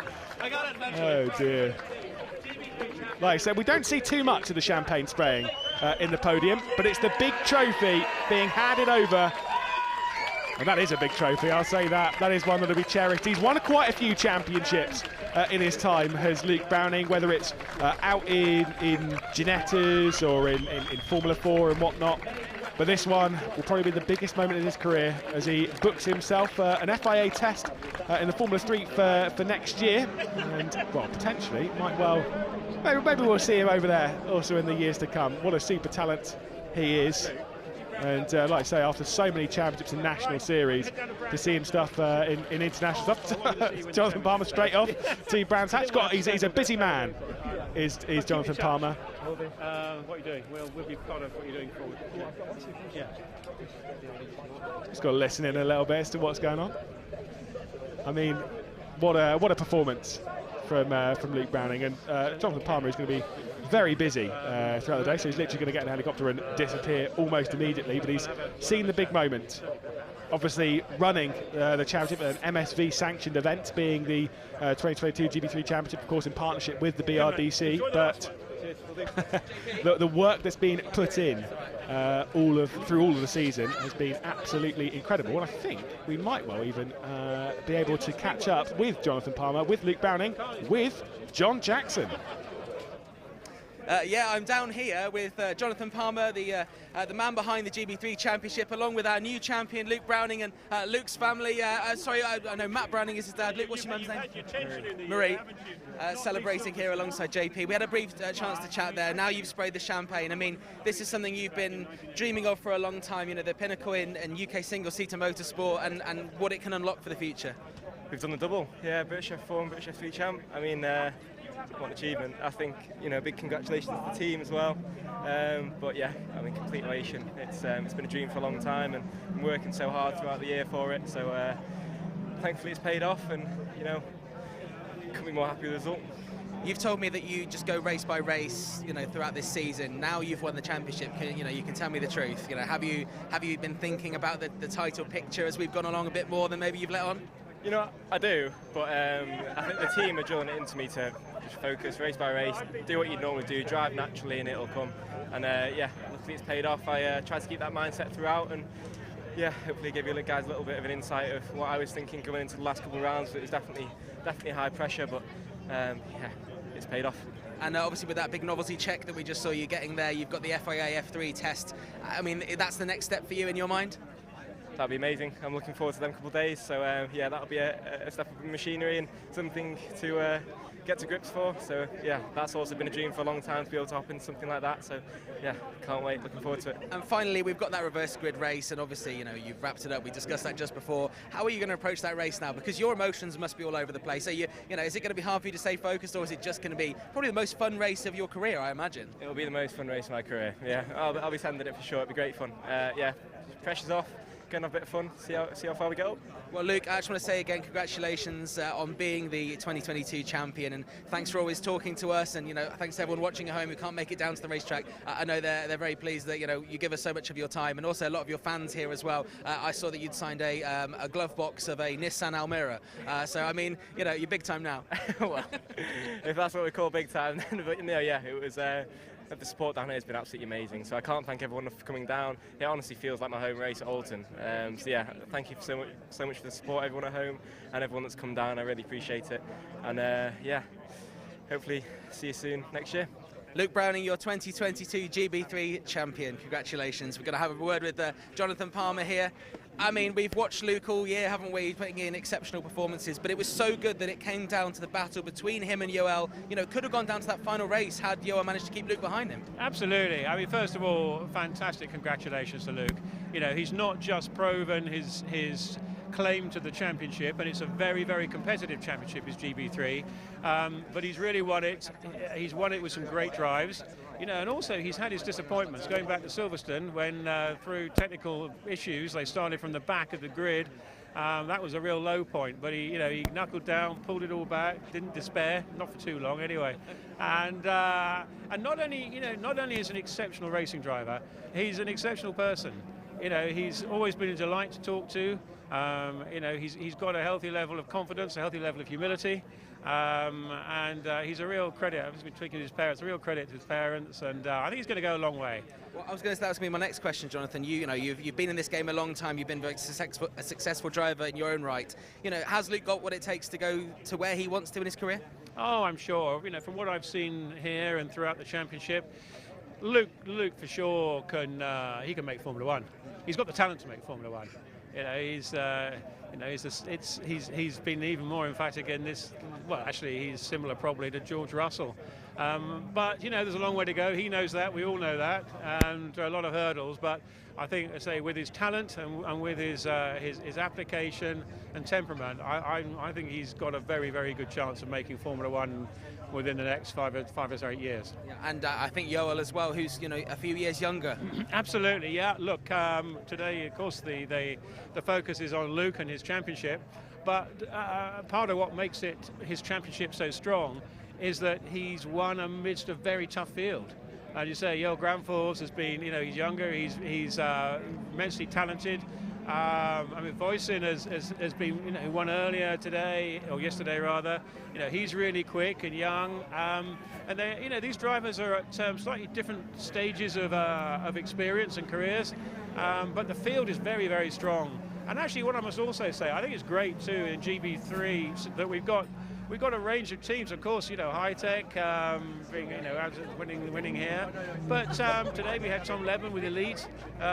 Creswell's running from Chris Dittman in third. It's a championship where any team's got the opportunity of winning races with the right driver and getting the setup and preparation right on the day, of winning races, potentially winning the championship. And again, that's what good motorsport should be about, whether it's a driver or a team, that it's so close that everyone's got a chance if they really get it right at the time. And we've got new drivers testing all the time, and I know that obviously the GB4 Championship will likely be decided in this next race coming up here. So just while I've got you, Jonathan, a word on Nicholas Taylor, who only needs 13 points across the day to seal that title. He's another driver that's just been exceptional from the start. Absolutely.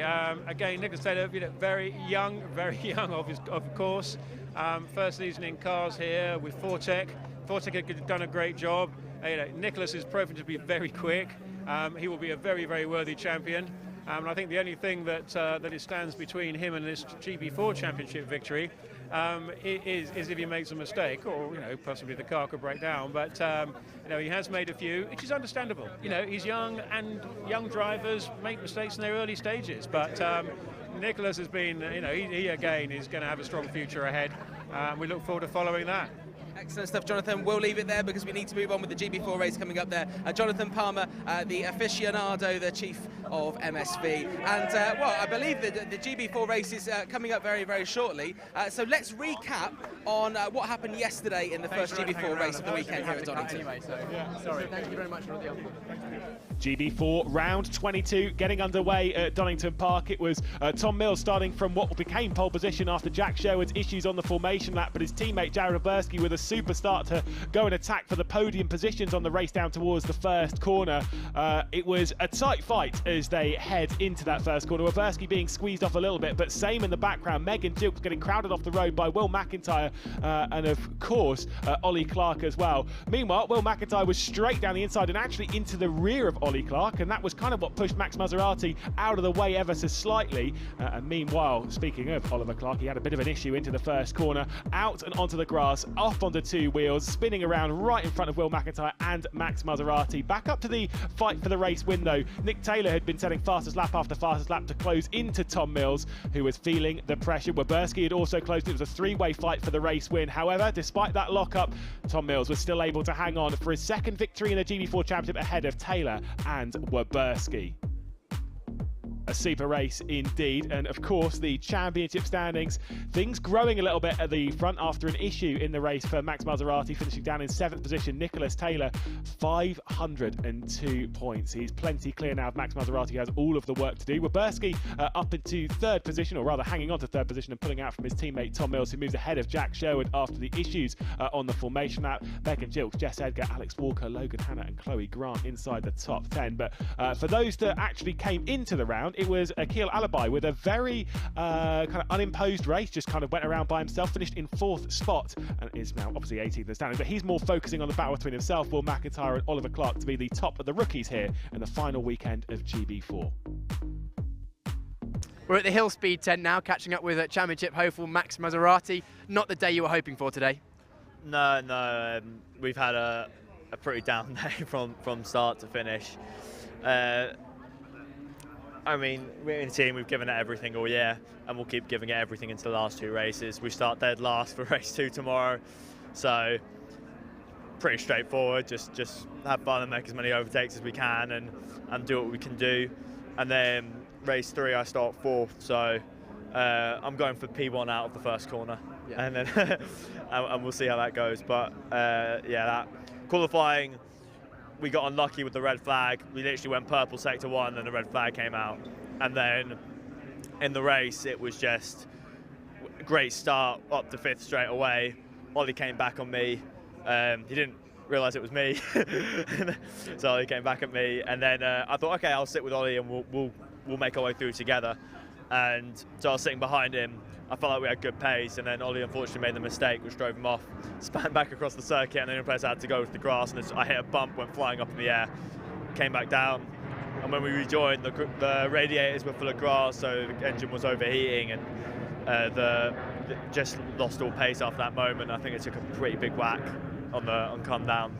So. Well, not Jack Sherwood's day, but a great day for Tom Mills. It'll be good to see those two battling in this race coming up, the second race of the weekend in the GB4 Championship. Now, we have a big title decider. This is likely to be the race where we will decide who wins the championship. And Lewis McGlade is going to talk you through the permutations of how Nicholas Taylor or Max Maserati can walk away as champion. Well, you join us on the balcony once again for the media centre to talk over some championship permutations. You've just seen the standings, you know how things lie. Nick Taylor with a very, very strong championship lead. Now, a few things to talk over. Qualifying, because of how the reverse grid race works for race 3, there's actually less points up for offer for Max Maserati. He can only score a total of 23 points in that season finale. What that means for the championship is that essentially Nick Taylor has to do even less than he'd normally expect to in this second race to win the championship. If Max Maserati wins the race, Nick Taylor needs to be in 9th for it to come down to the wire. If Nick Taylor's in 8th or higher, then the championship's done. Lower than that, and Max Maserati takes that first win, then it'll come down to the wire, come down to the final race. If Max Maserati is second, Nick Taylor, all he needs to do is he needs to finish. If he finishes the race and Max Maserati is second, Nick Taylor will be your GB4 champion. Now we'll head down to the paddock to see what's going on. Thanks for that, Lewis. One of the great things about the rivalry for the championship in GB4 is that the two protagonists, Max Maserati and Nicholas Taylor, have struck up a great friendship, as we'll hear from John Jackson. Nicholas Taylor with Fortec, Max Maserati with Hill Speed. Now, you guys are fighting each other for this championship, but you're going to have to share this microphone. Can you manage that for the next couple of minutes or so? Oh, you want to go? Okay. Yeah, I think we can hold on. Okay, I'm going to start Hold ourselves back. I'm going to start with you, Max. You know, you're 31 points behind Nick. And I looked at the graphs because, you know, GB4 shared, I think it was GB4 shared the graphs of the season, and Nick's line's kind of, you know, fluctuating slightly. Yours, dead straight, Mr. Consistency all the way, but no race win yet this year. Yeah. Would this not be the perfect time to win that race? Yeah, now is the perfect time to win the race, because we've kind of got no option. 31 points back on Nick. I've got to win both races, to be honest, to really give myself a chance going into that reverse grid race. I'm sure Nick will make it as hard as he possibly can for me to do that. I always do. Yeah. Right, you got to interview Nick with this microphone now. Hello there. Nick, would you prefer to be 31 points ahead going into this as you are, or would you prefer to be chasing, hoping that the other guy makes the mistake? It's always, you have to be ahead. It's always ahead. I mean, you get more pressure to like finish the races and stuff. But like, you never know what's going to happen behind as well, or in front. Like that buffer is really good. We could have had a bigger one, but something happened in Brands race 1. Well, let's not talk about that. Let's look ahead. Now, there's a lot more cars on the track. We've got 4 new drivers in the GB4 Championship weekend, and Christian Lester's back as well. So there's a lot more cars out on track, which to me poses more, you know, potential issues, other cars affecting things. You know, as drivers, how much do you think about what other drivers are doing, or is it all about your own, you know, your own racecraft? You just got to focus on what you do every race, to be honest. I mean, the 4 new drivers, it's kind of like this. Kind of like the same grid as what we had last time at Donington, so it's not really that much different, to be honest. Okay, you're not worried, Max? You worried? No, I mean, just like what Nick said, we can't do anything different about that. It's not something we can control, and I think it's good for the championship that we have more cars on the grid. It doesn't matter if there's 15, 12, 16, 20, 30 or 5, you know, me and Nick's job remain the same this weekend, and it's to beat each other. And, you know, to win on track and beat whoever it is, you want to prove you're the best. And if you want to prove you're the best, that means you have to beat everyone. So, you know, more people coming in, it gives us an opportunity to do that, obviously, more people to beat. But if anything, it adds to it. I think it'll make the racing more exciting. And for me as well, the more cars that can get in between me and Nick, hopefully, the better. So, so, you know, it's kind of like, I needed there to actually be more cars on the grid this weekend. Now, Nick, you've been quite impressive when you've done the reverse grid races, or maybe when qualifying hasn't worked out for you. And, you know, you've shown that you've got the pace and you've also got the skill to make up those places. You know, if the qualifying happens and something goes wrong, you're a few places behind Max. How confident are you that, you know, in that first race, maybe even the second race, if it goes really badly, that you can make up enough places to, you know, stay ahead, maybe going into Sunday? Well, I mean, I kind of showed at Silverstone that I'd qualified 5th and then I still won, like, basically 3 races. But I think that... Started 11th, finished 2nd. Yeah, but I had a bit of luck there as well with, like, you know, what happened at Silverstone. But I think we had a few laps behind in a car, and it was the dirty air was quite massive, so it might be a bit difficult. But, you know, like I say, I'll just send it, basically. But not too much. It's the last round. Gotta keep that consistency in the points. Staying with you, Nick, how much would it mean for you to win this championship? First year in cars, first year in anything, basically, means the world, basically. Yeah. It kind of sets my career up, I think, for the next few years, maybe the next year as well. What is in your mind for next year, regardless of what happens this race weekend? Depends on budget. It's always like that in motorsport, but probably GB3. Yeah. Yeah. Would you stay with the same team if you could? It seems like you've got a good relationship with the team. Yeah, the team's like my family. Yeah. I think I'll stay with them. Okay. Same question to you, Max. I mean, you know, you've done a bit more racing. Yeah. You know, winning a race and winning the championship in this final race weekend, it'd be a great story. Oh yeah, it'd be incredible, and again, like, it would mean everything to Nick, it would mean everything to me, and that's why we're both going to go out and do the best that we can, and whoever wins it wins it. But the only thing we can do is focus on ourselves to achieve that goal. So hopefully we'll put on a good show tomorrow to do that. But, you know, I do feel like, you know, if it wasn't me, Nick is deserving of this championship, but I want to give him as hard a run for his money as he can for this last round. What would you say, looking at Nick, Max? What is his strength?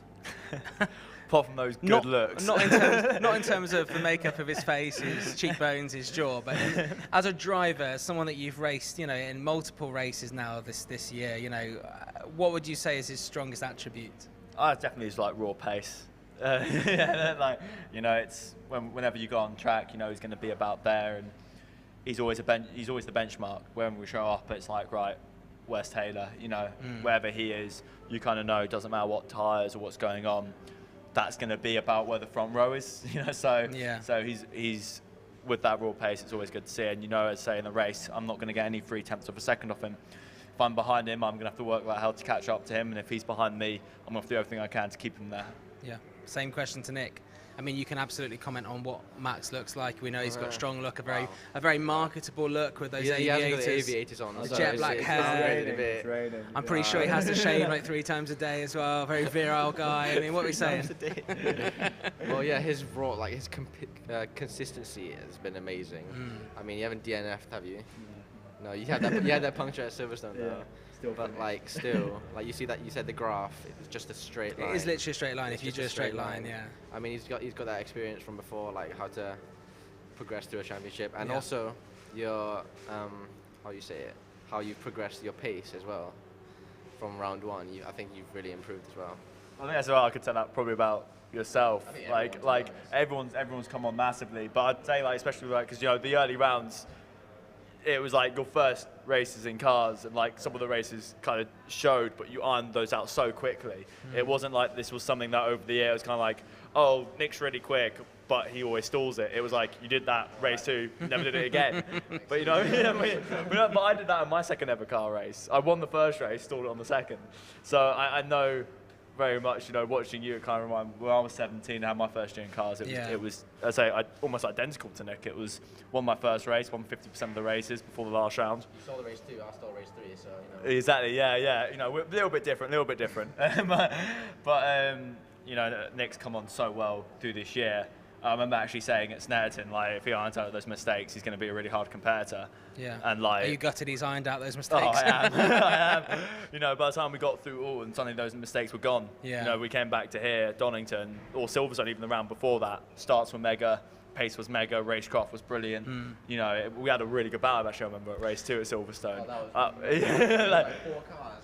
It was so good. For me, I can see Nick's progression, because at the start of the year, there were moments where after a race, he would walk past me, head down, didn't want to talk. And, you know, from my point of view, is obviously I don't want to put too much pressure on you. Always talk to you. Because, you know what, you guys, you seem like you've become really good friends this year as well. I mean, maybe ask Nick this question. It's not like we're title contenders and we're like right at each other's throats, but like no. Well, I think the thing is we've shown each other a lot of respect all year on track. We've never overset the mark and taken each other out stupidly or anything like that. Yeah. We've raced each other as hard as we can. Like going back to that Silverstone battle, I remember like literally you couldn't get anything between us. I almost had you on the grass, but didn't. Made that very, very clear. But like but we've had battles like that all through the year, and so we've shown each other respect. And because of that respect that we have for each other, like we've obviously grown like a friendship through the year.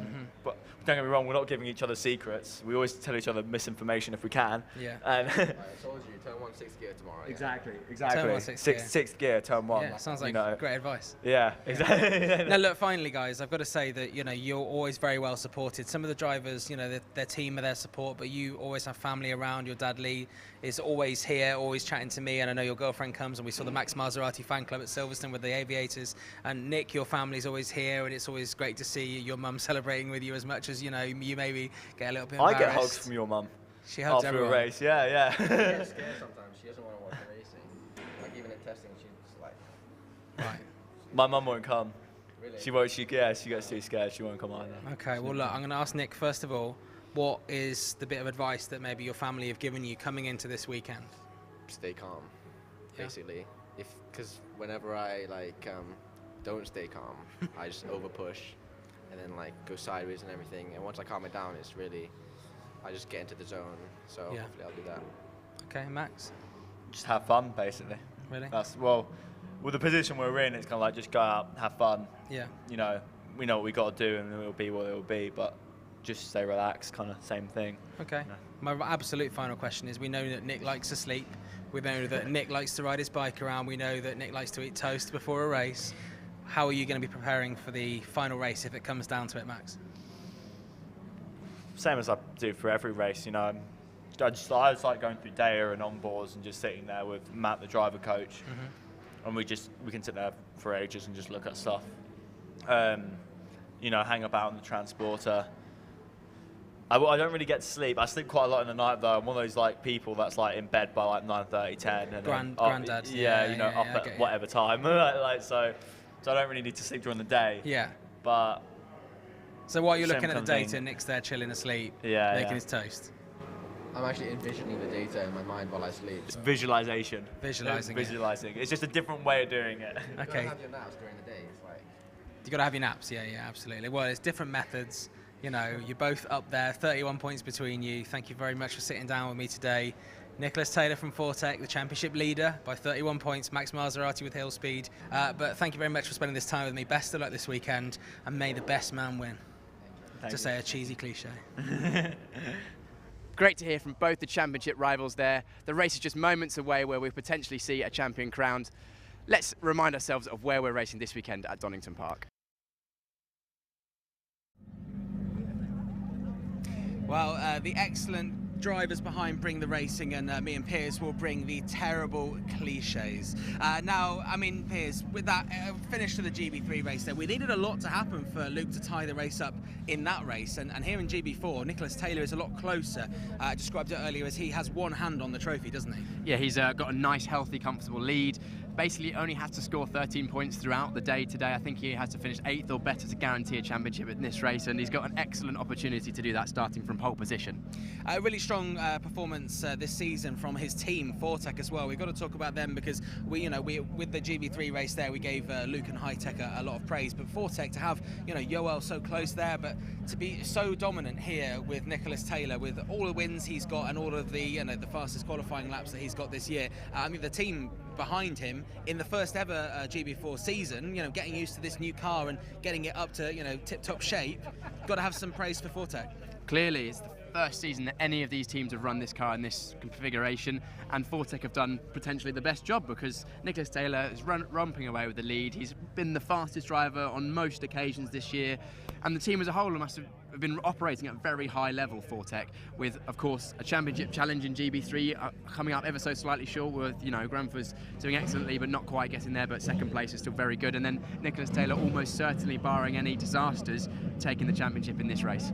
Now we have to talk about Max Maserati, who starts at the back of the grid. Not ideal when you're challenging for the title, and the reason is because in the qualification yesterday he only managed 6 laps, and I think 4 of those laps were deleted, so he had his 1 lap time that he actually got a hot lap, because the other one was just an out lap. So this race start basically was decided by his out lap, which obviously is considerably slower than a fast lap. So, you know, it was Nicholas Taylor that caused that session to be curtailed, which is, I mean, obviously Nick didn't do that on purpose, but it's just such bad luck for him, and it gives Nick such an advantage. Yes, it is partly luck, because if there were those 3 minutes remaining before Nicholas Taylor dropped it and unfortunately ended the session early, then Maserati almost certainly would have had a faster second lap, putting him much higher up the grid than last in this race. However, at the same time, Max did have 4 or 5 laps where he was pushing as hard as he could, of course, and the margins are so fine, and if you drop just a bit too wide on the exit of the corners, then of course track limits rules are in place, which means that if you use too much track, your lap time is deleted from qualifying. You cannot use that, and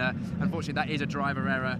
As harsh as it sounds, it is a driver error. You know, it's happened to all of the drivers on the grid in this championship and many others. You get lap times deleted, but you need to be consistent, be fast, be precise. And unfortunately, this occasion with the tricky conditions and the wind, Max didn't quite put it together this time. But he's still going to give it his all. We spoke to him yesterday afternoon, and he said that he's going to go out and have fun, have a great race today, regardless of what the championship holds. He's going to go out and do his best and show that, you know, he's deserving of second place in this championship. Yeah, he's got to. And we talk about driver errors. Jack Sherwood yesterday, been starting on pole position, came out of the assembly area here, which is just on the Melbourne hairpin, and made an error very early on and beached the car and didn't even make the race, which gave a huge advantage to Tom Mills. Now he's starting second today. You know, he's going to be hoping to obviously not make the same mistake to start off with, but he's going to, you know, make sure that he's getting a good start there ahead of Tom Mills, because the guys behind Tom Mills and Jack Sherwood, they're still racing for positions behind Nick and Max. Of course, there's a lot of fighting in the championship, not just for the first and second place, but all throughout the field.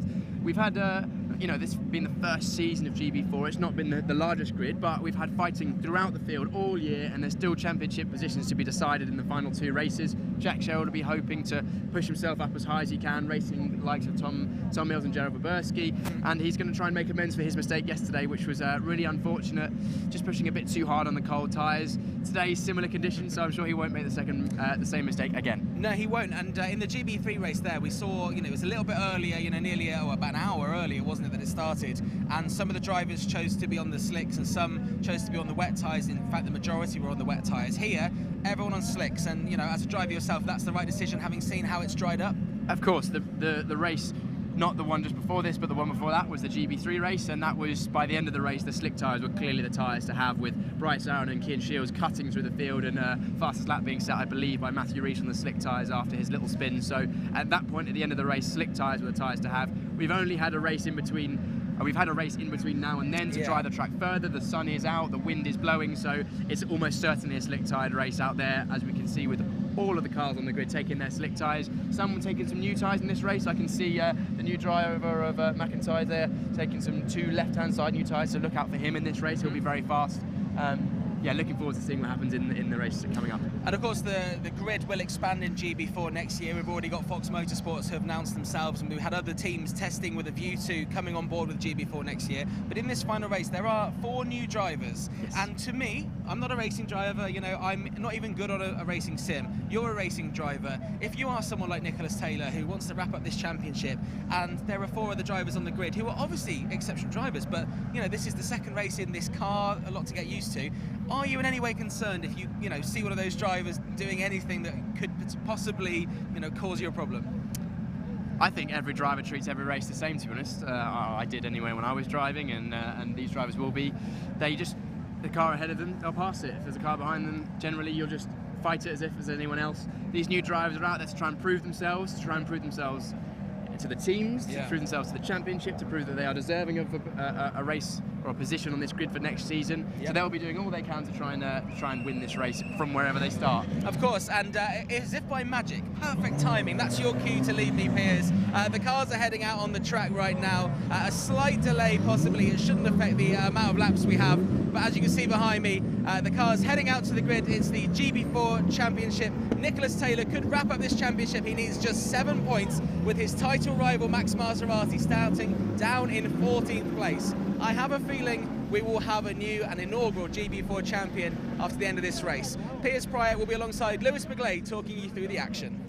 It certainly is championship day, but will it be this race or will it have to wait a few hours? We'll have to wait and see. I do agree with John Jackson, although if I say anything, I know that Nicholas Taylor's mother will probably have a right go at everyone on the broadcast. I did actually did get shouted at by his dad, Gary, in the paddock area, obviously jokingly, after qualifying yesterday, saying it was the commentator's curse. And I said that we weren't live, so it was okay.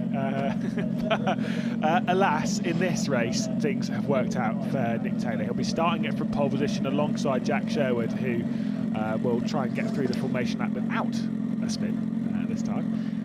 And then right at the back of the grid, you've got Logan Hanna, you've got the other Fortec machines, of course, that one belonging to Carl Bennett. You've got Max Maserati coming into the final position on the grid. Our championship rivals either side. It's a GB4 grid with championship contending bread, if you will. Get it the right way around on that one. I know I messed it up earlier on in the season.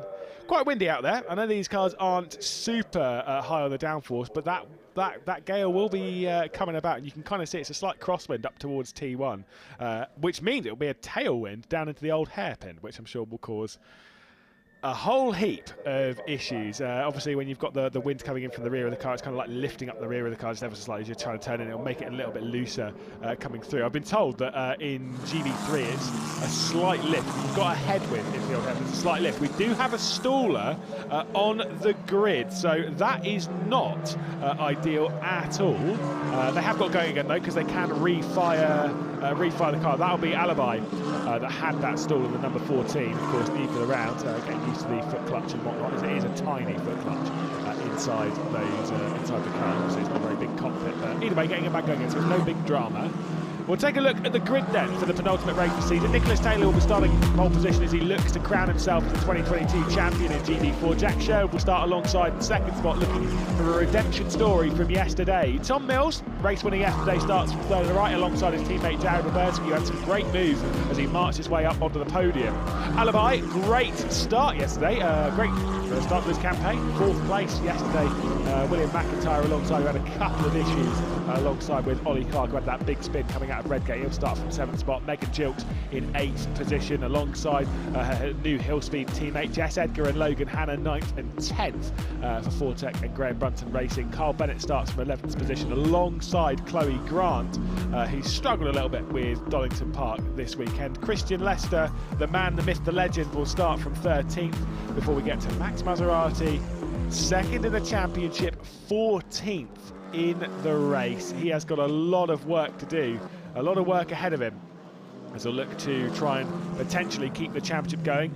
I know it's been said before, but whilst we're on the formation up, we're just touching it ever so slightly. If Nicholas Taylor finishes 8th or above, regardless of where Max Maserati finishes, Nicholas Taylor will win the championship. If Nicholas Taylor retires, Max Maserati needs to be 1st or 2nd to carry the championship into the final race of the season. Piers Pryor's managed to work his way up towards the commentary booth. It's going to be talking about the tension that Nicholas Taylor will be feeling. It's kind of like it's almost a done deal, almost. But almost is sometimes a little bit too close. Yeah, exactly. He is pretty chilled. I spoke to him, luckily, on the walk between the end of the GB3 race and the podium ceremony for that, and he is very chilled about things. He's like, yeah, I'm just going to go out there and run my best race, and hopefully that'll be enough. And you know, it's a good chance for him to seal the championship right now with it. You know, his main championship rival quite literally starting in last place with Nicholas Taylor on pole position. Yes, Nicholas Taylor is obviously focused not only on the championship, but he's also focused on taking. I said before, his goal was to win 10 races. He wants to win 10 races in the season. Well, this one, if he does win it, It'll be his 10th, so yeah, a little bit extra pressure on that one as well. We'll see what it's going to be. Self-made pressure there, but maybe that's how he operates best. So Certainly see is. Christian Lester lining up at the back of the field there to green flag waving. Let's see how this race unfolds. Yes, indeed. 12 laps onto the clock. The penultimate race in the 2022 GB4 Championship, partnered by the BRDC, is about to get underway. Nicholas Taylor starting it from pole position. It's a fairly long hold on the grid, but we do get racing. Jack Sherwood's had a bad start, and there's a staller as well. Alibi, he had a stall on the formation lap. He's had a stall on the actual race start as well. Here comes Tom Mills, though, looking at the back-to-back victories. Darryl Bursky trying to make it 3 wide in the race down towards the first corner at Redgate. In a little bit too deep, though. A little bit of contact. Nicholas Taylor, though, nearly sent around. He does manage to catch it. A little bit of a shake of the head as they race their way down. Max Maserati's made no progress, only up the single position of the staller of Alibi. Wow, that was a crazy start. Great start from Tom Mills going around the outside of turn 1, potentially knowing that Nicholas Taylor needs a race finish to seal his championship. Alibi unfortunately not being able to start the race, but we're coming back on the outside now, going around the outside of Schwantz to the outside, inside of Schwantz to the outside of McLean's. Yeah, he's trying to make a stick. He's going to go for the up and under. Now, remember back, I said it before, they've made contact before this season as Tom Mills comes to squeeze him over onto the wet bit. Nicholas Taylor in the 66 for the inside line up towards Coppice. He sent it in. He's going to try and retake over the race lead. Super stuff between the two of them as they just try and jostle for position for the race lead. Warming the tyres in the background, that's Darryl Waberski just trying to get a little extra heat, as is Will McIntyre behind. Nicholas Taylor retakes over the race lead. Tom Mills is going to send it around the outside of the Foggy S. That's such a brave move, and it's opened the door for Waberski to potentially come through as we head 3 wide down towards the Melbourne hairpin. Jack Sherwood into the mix also. And I mean, this is crazy stuff as Waberski down the inside of Mills takes over the race lead. That is Taylor going back 1, 2, 3, nearly 4 positions because Ollie Clark nearly got through as well. It's about 5 or 6 cars to lead. In fact, the whole field is now for the lead. Jack Sherwood locking up on the outside of Goddard, and he's off. He's off once again. Unfortunately, that grass is so wet, he'll lose a lot of time there. But the 2 Kevin Mills racing cars are now 1 and 2. Waberski taking the lead with that excellent manoeuvre cutback after Tom Mills with that crazy move around the outside of the Fogarty S's. I've never seen that one done. Fair play. It did work on Taylor. Oh, contact in the back as well. He's got to be careful not to again pluck the rear wheel straight off of that car. Now Will McIntyre, who's been one of the fastest in testing, is right behind him in the black and yellow. Of course, Elite Motorsports car. His teammates made a bit of a mistake and a bit of a hash in the final corner and has been dropped down the order, but it's still Will McIntyre. I think that might have been, it was Nick Taylor out wide. What is happening with Nick Taylor? Mate, calm it down. He just needs to finish, but he's making quite a few costly mistakes. I think he's got inside his own head while Logan Hanna comes into the pit lane for a bit of a suspension repair. Nicholas Taylor, whoa, okay, now he might be feeling a bit nervous. This is one of those classic motorsport moments where once your momentum is going backwards, you just can't stop the flow, and he's got to stop the flow as soon as possible. And it started 1 lap ago into this corner here where Tom Mills tried to go up the inside. We can see, is that Megan Gilks looking up the inside there? It certainly was. Megan Gilks was going for a bit of a lock-up. A bit of that spin I potentially heard there. It might have just been a bit of a slide as we were heading through the Foggy ES. Logan Hanna is getting a full new nose cone, by the way, on her repair. Christian Lester's made up a couple of spots because here's Jack Sherwood and Max Maserati. I mean, Jack Sherwood's one of the best overtakers on the field. That one's pretty easy for him if he can make it stick, but Maserati's going to try and hold it around the outside. Meanwhile, McIntyre is trying to hang on to 4th. There was contact in the background between Maserati and Sherwood. Sherwood's car jumped in the air, so let's hope Maserati's car is not hampered with that as we see Leicester running wide and Maserati making up 1 more position. Yeah, potentially. I think he's still got to do the work up towards Redgate, but he'll be slightly better on the brakes. He really understands the this car. Nicholas Taylor trying to get past Will McIntyre. What advice? Okay, if you were in... oh, no, he's been sent off as well. A little bit of contact. He's going to rejoin. Is there going to be any damage? He got squeezed off massively there by McIntyre. I mean, it's getting a little bit dicey. He doesn't really need to get in with it this much. I think he's overdoing it, really. Unfortunately, that was just one of those things where Taylor's trying to get back some of the positions he lost, and McIntyre squeezed him down, but potentially McIntyre should have left a bit more space there because Taylor was definitely still there, but at the same time Taylor could probably see that gap was closing. But so this is the thing though, is that whether I feel that's definitely more on McIntyre by a long way. Yes. But if you're Nick Taylor, do you have to fight with these people? Do you have to get involved? Focus on the big picture. Focus on the champion. Christian Lester's been offered into the gravel. Now this could be because where he's leaving the car, this will be a safety car because that'll be in a dangerous spot. I think that might be into McLean's. Yes, it looks like it. He's obviously lost it just going slightly wide there, unfortunately. Waberski's brought up a slight lead over his teammate Kevin Mills. How'd you get off there? Through Sheen, isn't it? A Starkey's into Sheen. Yeah, it's out of Starkey's. That's an interesting place to lose the car. Potentially potentially having an issue with the car there. We're not sure. Well, maybe we'll get a replay, hopefully. If not, then we'll chat to Christian Lester about that later on. But also, a notable mention, Oliver Clark, third place. We kind of skipped over that. Brilliant, brilliant. I mean, all the attention on all the rookies and stuff coming through has really been on McIntyre. Yeah, what's McIntyre going to do? What's McIntyre going to do? Ollie Clark's like, no, don't just think that way. Think my way as well. And so, yeah, Ollie Clark's doing a great job. Taylor's been dropped down to 7th position, and he's just behind his teammate Jess Edgar. You'd have to say, surely he's not going to fight on this occasion. I mean, all things considered. Oh, he's got back into the car. They've pushed it back, and I mean, this is going to be risky. I'd get off the track. Marshals need to get off the track here, I think. Well, good job that Leicester might be able to rejoin, unfortunately. Unfortunately, sorry. Got the car running once again. So back in the race, maybe that means we won't need a safety car. Nah, yeah, we won't do that. If he can get it out of the grass, because you can see how wet the grass is there with the rear wheels spinning on those slick tyres. Anyway, a replay of the contact between Taylor and McIntyre. Yeah, so obviously you can see Taylor gets the up and under. I mean, McIntyre's moving over there. Yeah, that is fully on McIntyre for me. Yeah, having seen that rear shot, you can see that Taylor definitely has an overlap, and he's come aggressively across twice there. So McIntyre's joined this championship. He's got some experience in Ginetta Juniors, with, of course, his full covered wheels there. Is this the issue? This is Christian Lester. Yeah, you can see just here behind Max Maserati. Looking up the inside of Maserati, going into Starkeys is a bold manoeuvre, and that's probably the only outcome that was going to happen there. So a bit of an ill-advised move from Christian Lester on our championship second place man. Oliver Clark looking, pushing on and getting slightly wide on the exit of the final corner Goddard, which has hampered his exit somewhat, which is allowing McIntyre to close up to the lead actually, as he sets the fastest lap by a good 0.6 of a second. Actually, on the grid, McIntyre has 2 left-hand new tyres. The rest of the grid do not have new tyres for this race. When I was chatting to Nick Taylor yesterday about like the laps, it was slightly cooler yesterday evening. We were like, yeah, well, you know, you had your fastest lap was, I think it was 30.3 yesterday. I was like, didn't you the fastest lap? He's like, you did? He was like, oh, it was McIntyre was 30.1. The reason why I was so shocked, he was like, that was faster than his qualifying time. Yeah. Absolutely blistering pace yesterday afternoon.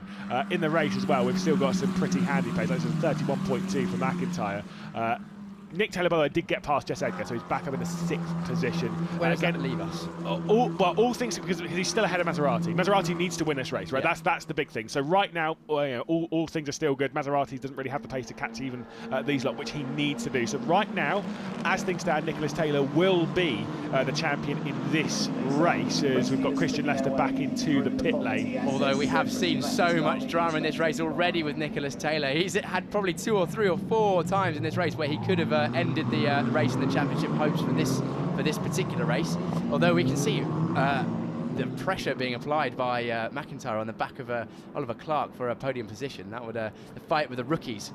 Yeah, I'm wondering what, I mean, it's purple first, purple second sector from Jilt, actually. Never mind. I was going to say from Taylor. Taylor is closing in on great speed, but Megan Jilt is looking to close in on this fight as well and potentially make it a 5-car battle for the race lead. It doesn't need to set the fastest lap of the race with a 30.6 or a 30.8 for Taylor. Both closing in on the race lead, which is doing 31.1. There is Max Maserati. He doesn't seem to have the pace, to be perfectly honest. He had that contact with Sherwood earlier on in the race, so potentially it might have hampered or sort of altered the setup or the geometry or the alignment of the car, so maybe that's why he's struggling with pace, but he just hasn't been able to keep the back of the pack, unfortunately, in this race, because his teammates of Clark and Jilks in the hill speed cars have both got some decent pace. Maserati didn't get off to the best start, which is a shame, and of course once you're coming from the back it's really hard to stay on the lead group.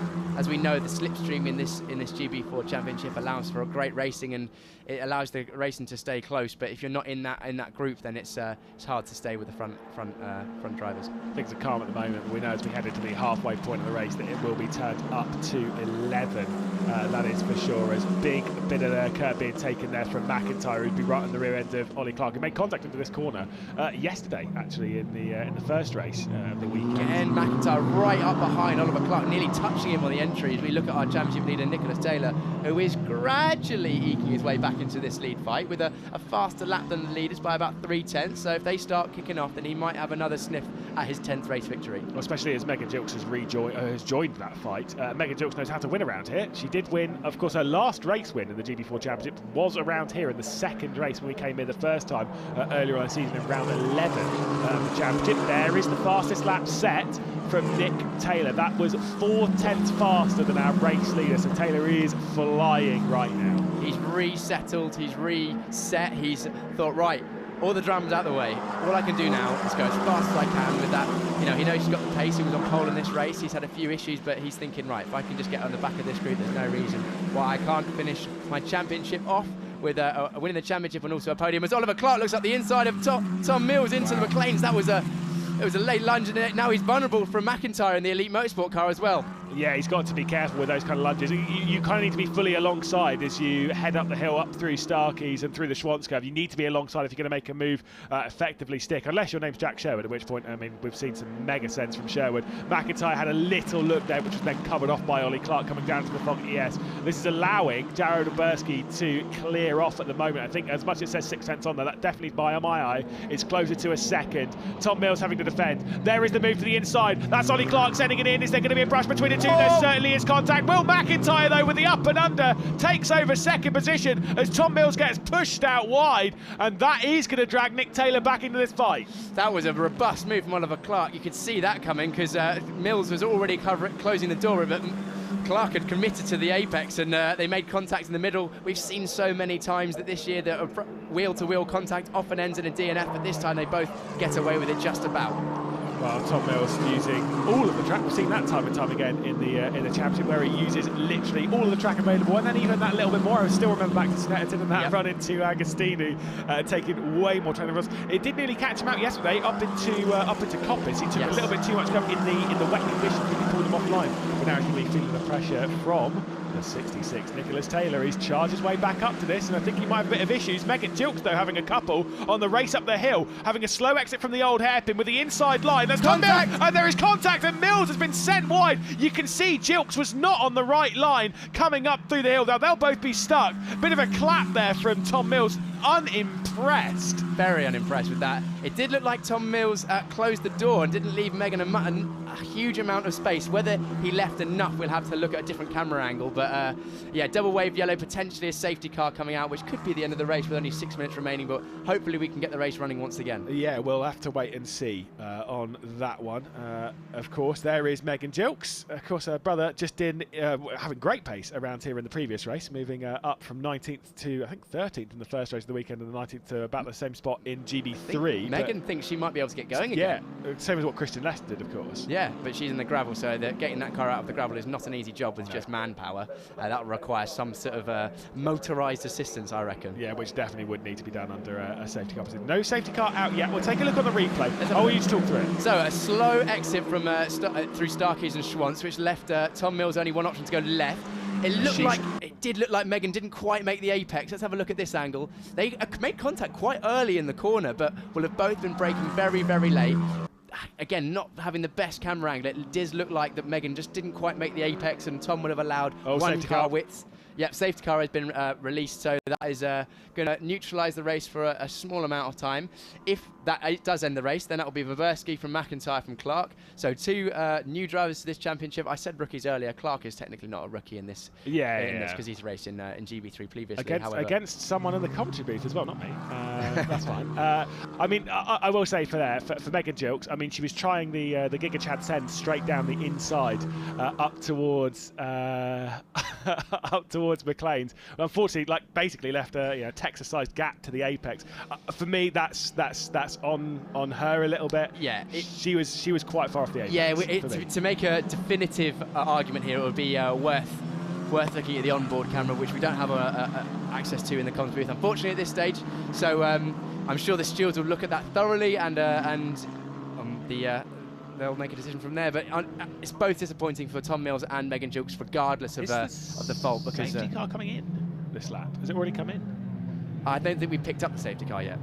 Okay, it's just left. I was like, because they were all the way they were all weaving and whatnot. Yeah, we just got told they're in. I was like, they've either cleared those cars very, very quickly, because the way they're weaving, I'm like, we're about to get this race going again. I was starting to fire up there a little bit. It would be great to see this race go again, because with the field all now closed up and Nicholas Taylor now in 4th place, he'll be raring to go on the podium. McIntyre's done an excellent race. He bided his time behind Clark and Mills, and unfortunately that move between Clark and Mills put Mills back, and then that has then led to the contact with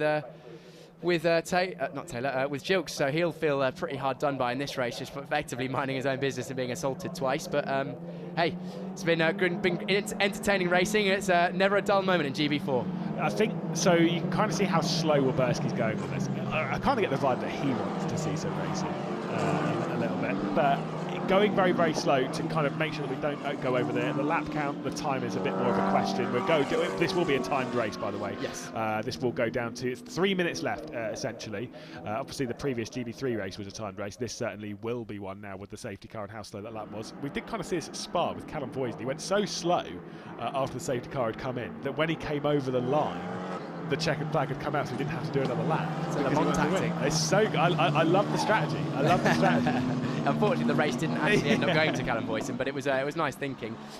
With 2 cars in the gravel in at McLean's corner, there's probably only one digger up there, so I think it might be unlikely we get this race started. But I sincerely hope that we will. I'm sure the marshals will be working quickly and effectively as they always do, and it is a good opportunity to recognise all the marshals that come out every single weekend to allow the racing to happen, because without them we wouldn't be here. The Orange Army are what keeps the motorsport world running. Yeah, I don't know how many marshals we've got working today, but normally it is it's more than one. It takes a big team to make a motorsport event run. A huge and enthusiastic and well organised team, because they all know their jobs, they all know their roles, they're well connected. It's all run from race control and the marshals. There's Megan Jilks' car ready to be removed, so that's not quite gone yet. Hopefully, if they can get that removed fairly shortly, we might be able to go racing end of this lap. Yeah, there is, of course, removing Tom Mills's car, so that one's going. I'm actually not, based on the speed of that, I don't think we're going racing this lap, which means I think this race might,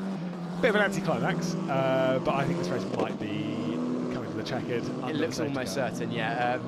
Great to see Christian Lester managing to get back racing again. I think he's 2 laps down, so there's a number of cars 2 laps down with Jilks. Oh, because of Jilks and Mills still not circulating. But Wilberski will be very, very happy with a race win here. McIntyre as well in his first race weekend, and Clark his first time back in a race car for over 18 months, so he'll be very happy with the podium in a race 2, so not even a reverse grid race, so they've done that on merit. Nicholas Taylor, if it finishes like this, is looking like he will be champion, so let's hope that we can get. 1 minute remain. This is going to be the final lap of the race. Yeah, absolutely. We're heading onto it. Like I say, it's a bit of a shame. As a driver, no, unless you're leading and whatnot, and it's a pressure scenario, you don't really want the race to finish under safety car. So we're here to race. Yeah, we never like seeing the race finish under safety car as a racing driver. You want to race to the line, race hammer and tongs to try and get as high up as you can, and it seems like a bit of an anticlimax when the races end under safety car. However, with these sprint race formats, the safety car takes a long, fairly sizable amount of time, even a couple of laps, and that's pretty much the race at an end if you're over halfway through. So disappointing to not finish under racing, but of course the safety cars are a necessary thing, and they are a very, very vital part of the safety procedures that are in place for all of the championships, both GB3, GB4 and all the support races as well. Yeah, it's all done to the absolute highest standard, and we'll focus on the race then. We'll focus on what we've had, and from all of that, with it being Wilberski's race wins, by the way, are very spread out. Of course, he had that race win back in Old Park. Yes. His first race win, which was in the 3rd race of Old Park. Then took a few races to get a second one. It was like quite a long wait between drinks and that one. It was the 2nd race of Snetterton, and now the 2nd race of Donington Park. It's taken him he's only had 3 wins, but he's always been at the front. That's the thing. He's always been up there. He's always been fighting for podiums. He's been fairly consistent. I don't remember him having too many DNFs. So he's had a strong season. Where is he in the championship currently, Lewis? He is 3rd, and he's only 4 points off of Max Maserati. So this could be a change for 2nd position in the championship. Let me correct myself. That is taking into account the points that they're currently scoring. You're one step ahead. Sorry, my spreadsheet's working overtime behind. Excellent. So after this race is actually going to be a very, very close fight between 2nd and 3rd, between Maserati and Wilberski. What about Mills? How far is Mills? Mills is a bit further behind now. I've not done the maths now. Well, obviously he's got a retirement in this race. So he's going to be a bit further off. Yeah, I think he'll be out of that one. Yeah, but Nicholas Taylor's had an amazing season so far. You know, the winningest driver in this championship. You've So gotta stop using that 9, word, potentially 10 if he has an amazing race this afternoon. Well, out of the final corner anyway, as a slight anticlimax, they'll come across the line and the checkered flag you can see there, the yellow and the checkered will be waved, and Waberski will take the victory as third of the season. Will McIntyre up to second and Ollie Clark, which means we get 2 of our rookie drivers onto the podium. But as we look backwards to 4th place, we'll be catching up with that man there. You can see he's feeling a little bit happy. He's feeling G'd up inside the car. The number 66 of Nicholas Taylor, your 2022 champion. What a drive. I mean, that'll be an emotional moment inside the car, I'm sure. You can see him, hands on the steering wheel, just soaking it all in, thinking all the hard work for the pre-season, all the testing, all of the work he's done with his driver coaches. He'll be thinking about how far he's come as a young person, as a driver, improving throughout the year. We've always had the pace from whenever we've seen him, from the first lap of practice before the season even started to the racing this weekend. He's been on pole for race 2. He's been up there, but he's polished as a driver now. He's got his starts sorted because they were an issue. His racecraft was a question at the start of the year. He's now showed that he's been able to race cleanly, hard, and also cleverly. He went backwards in this race a little bit, but did just about enough to stay in the race and seal the championship. Just. Yeah. I think the team might be like, there were some things you could have done differently, like fair enough, as there always are after races, fair enough. But I will say Nicholas Taylor has been one of the fastest learners that I've ever come across in motorsport. He's so swift with picking it all up. Like I say, I mean, it's his first year in car racing, so there's that one to tick off. He's made a lot of mistakes. Every time he's made a mistake, the team, his friends, family, whatever, have told like, "Oh, that was wrong because of this. That was wrong because of this." And it doesn't matter whether you're a fan of the sport or even a commentator or an engineer. Whatever. Like, he will listen, and he's always open ears because he's kind of like, he wants to learn, and he's showing that. Yeah, he's shown that he can learn. He's shown that he can develop, and he's shown that he is the worthy champion.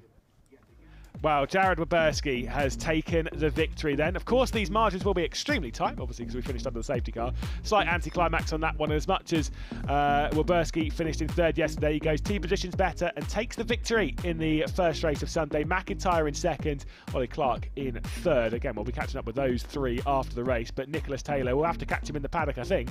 4th place for him in this race, but it's enough to seal the title. Jack Sherwood down to 5th. Those 2 starting from the front row, dropping down the order a little bit. Maserati in 6th place with Grant, Edgar, and then Bennett, Carl Bennett, of course, no relation to John Bennett, and then Christian Lester inside the top 10. Megan Gilks with that retirement, of course, with Tom Mills up in the gravel trap, which really ended the race. Logan Hanna in 13th after issues early on, and Alibi didn't even get to the race start because of a bit of, well, he did get to the race start, he just didn't start the race. A bit of a stall on the grid and did not get going. It was a shame after such a good drive yesterday, that incredible drive to 4th place yesterday, just kind of driving completely under the radar. It is a beautiful day here, by the way, in Donington Park, and I came here last year, and I can tell you it was not this pretty. It is still a little bit cold out there, and the track temperature is a touch down on where they'd want it. It's about 13 degrees track temperature. It was a little bit chilly out there, but it is absolutely delightful. It's a perfect day for a championship finale, and a perfect day to come along and watch some motorsport. There is Waberski into Parc Fermé, into first spot for the 3rd time this year. He's had a lot of podiums, and I said yesterday about the streak of top 5s. He had a 4th place finish in the 3rd race at Brands Hatch, but he's had, in the last 7 races, he's had 6 podiums. It's been absolutely incredible on the consistency point of view. He's been really finding his form. And I will say, by the way, big shout out to the Waberski family. They sent me a nice little note with some chocolate bars and whatnot here in the commentary booth, which will be eaten. Don't you worry, they won't even make it to the season finale. There's his dad, Garth Waberski, waiting on to give a little hug. Straight over, of course, Ollie Clark, Will McIntyre will be able to say there, congratulations. I wonder if it's a little bit weird in Parc Fermé, when you're kind of like, oh yeah, you're on the podium, there's these 2 people. Oh, but yeah, I mean, you've met them in the paddock and whatnot, but they've not raced with you all season. This is a tight bunch of drivers. They get along very, very well. And when you kind of see 2 or 3 people that you can like, oh, I don't really know, I've not seen you all season. Fair enough. We'll catch up with them anyway, because John is waiting in Parc Fermé. And we can see Jared Waberski there going through the formalities, making sure the hair looks good after winning a race. It's an important thing, especially when you're a teenager. And we'll grab a word. Hey, Jared, what a great drive for you and another win. Yeah, no, excellent race. I mean, we've had the pace all weekend. We knew we could do it. But yeah, we got unfortunately yesterday with the bad quali. And you know, we're starting a bit further up today, so that helped us a bit, got a good start.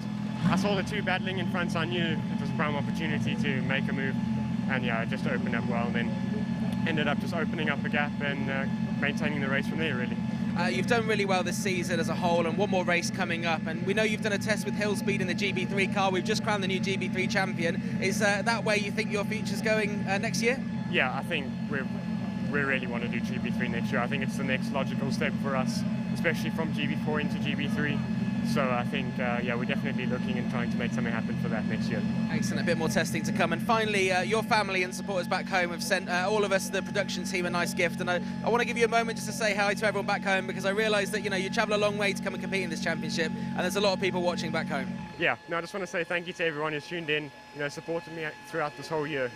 It's really exceptional. The support I've received is really, really incredible, and I can't thank you guys enough. Thank you very much.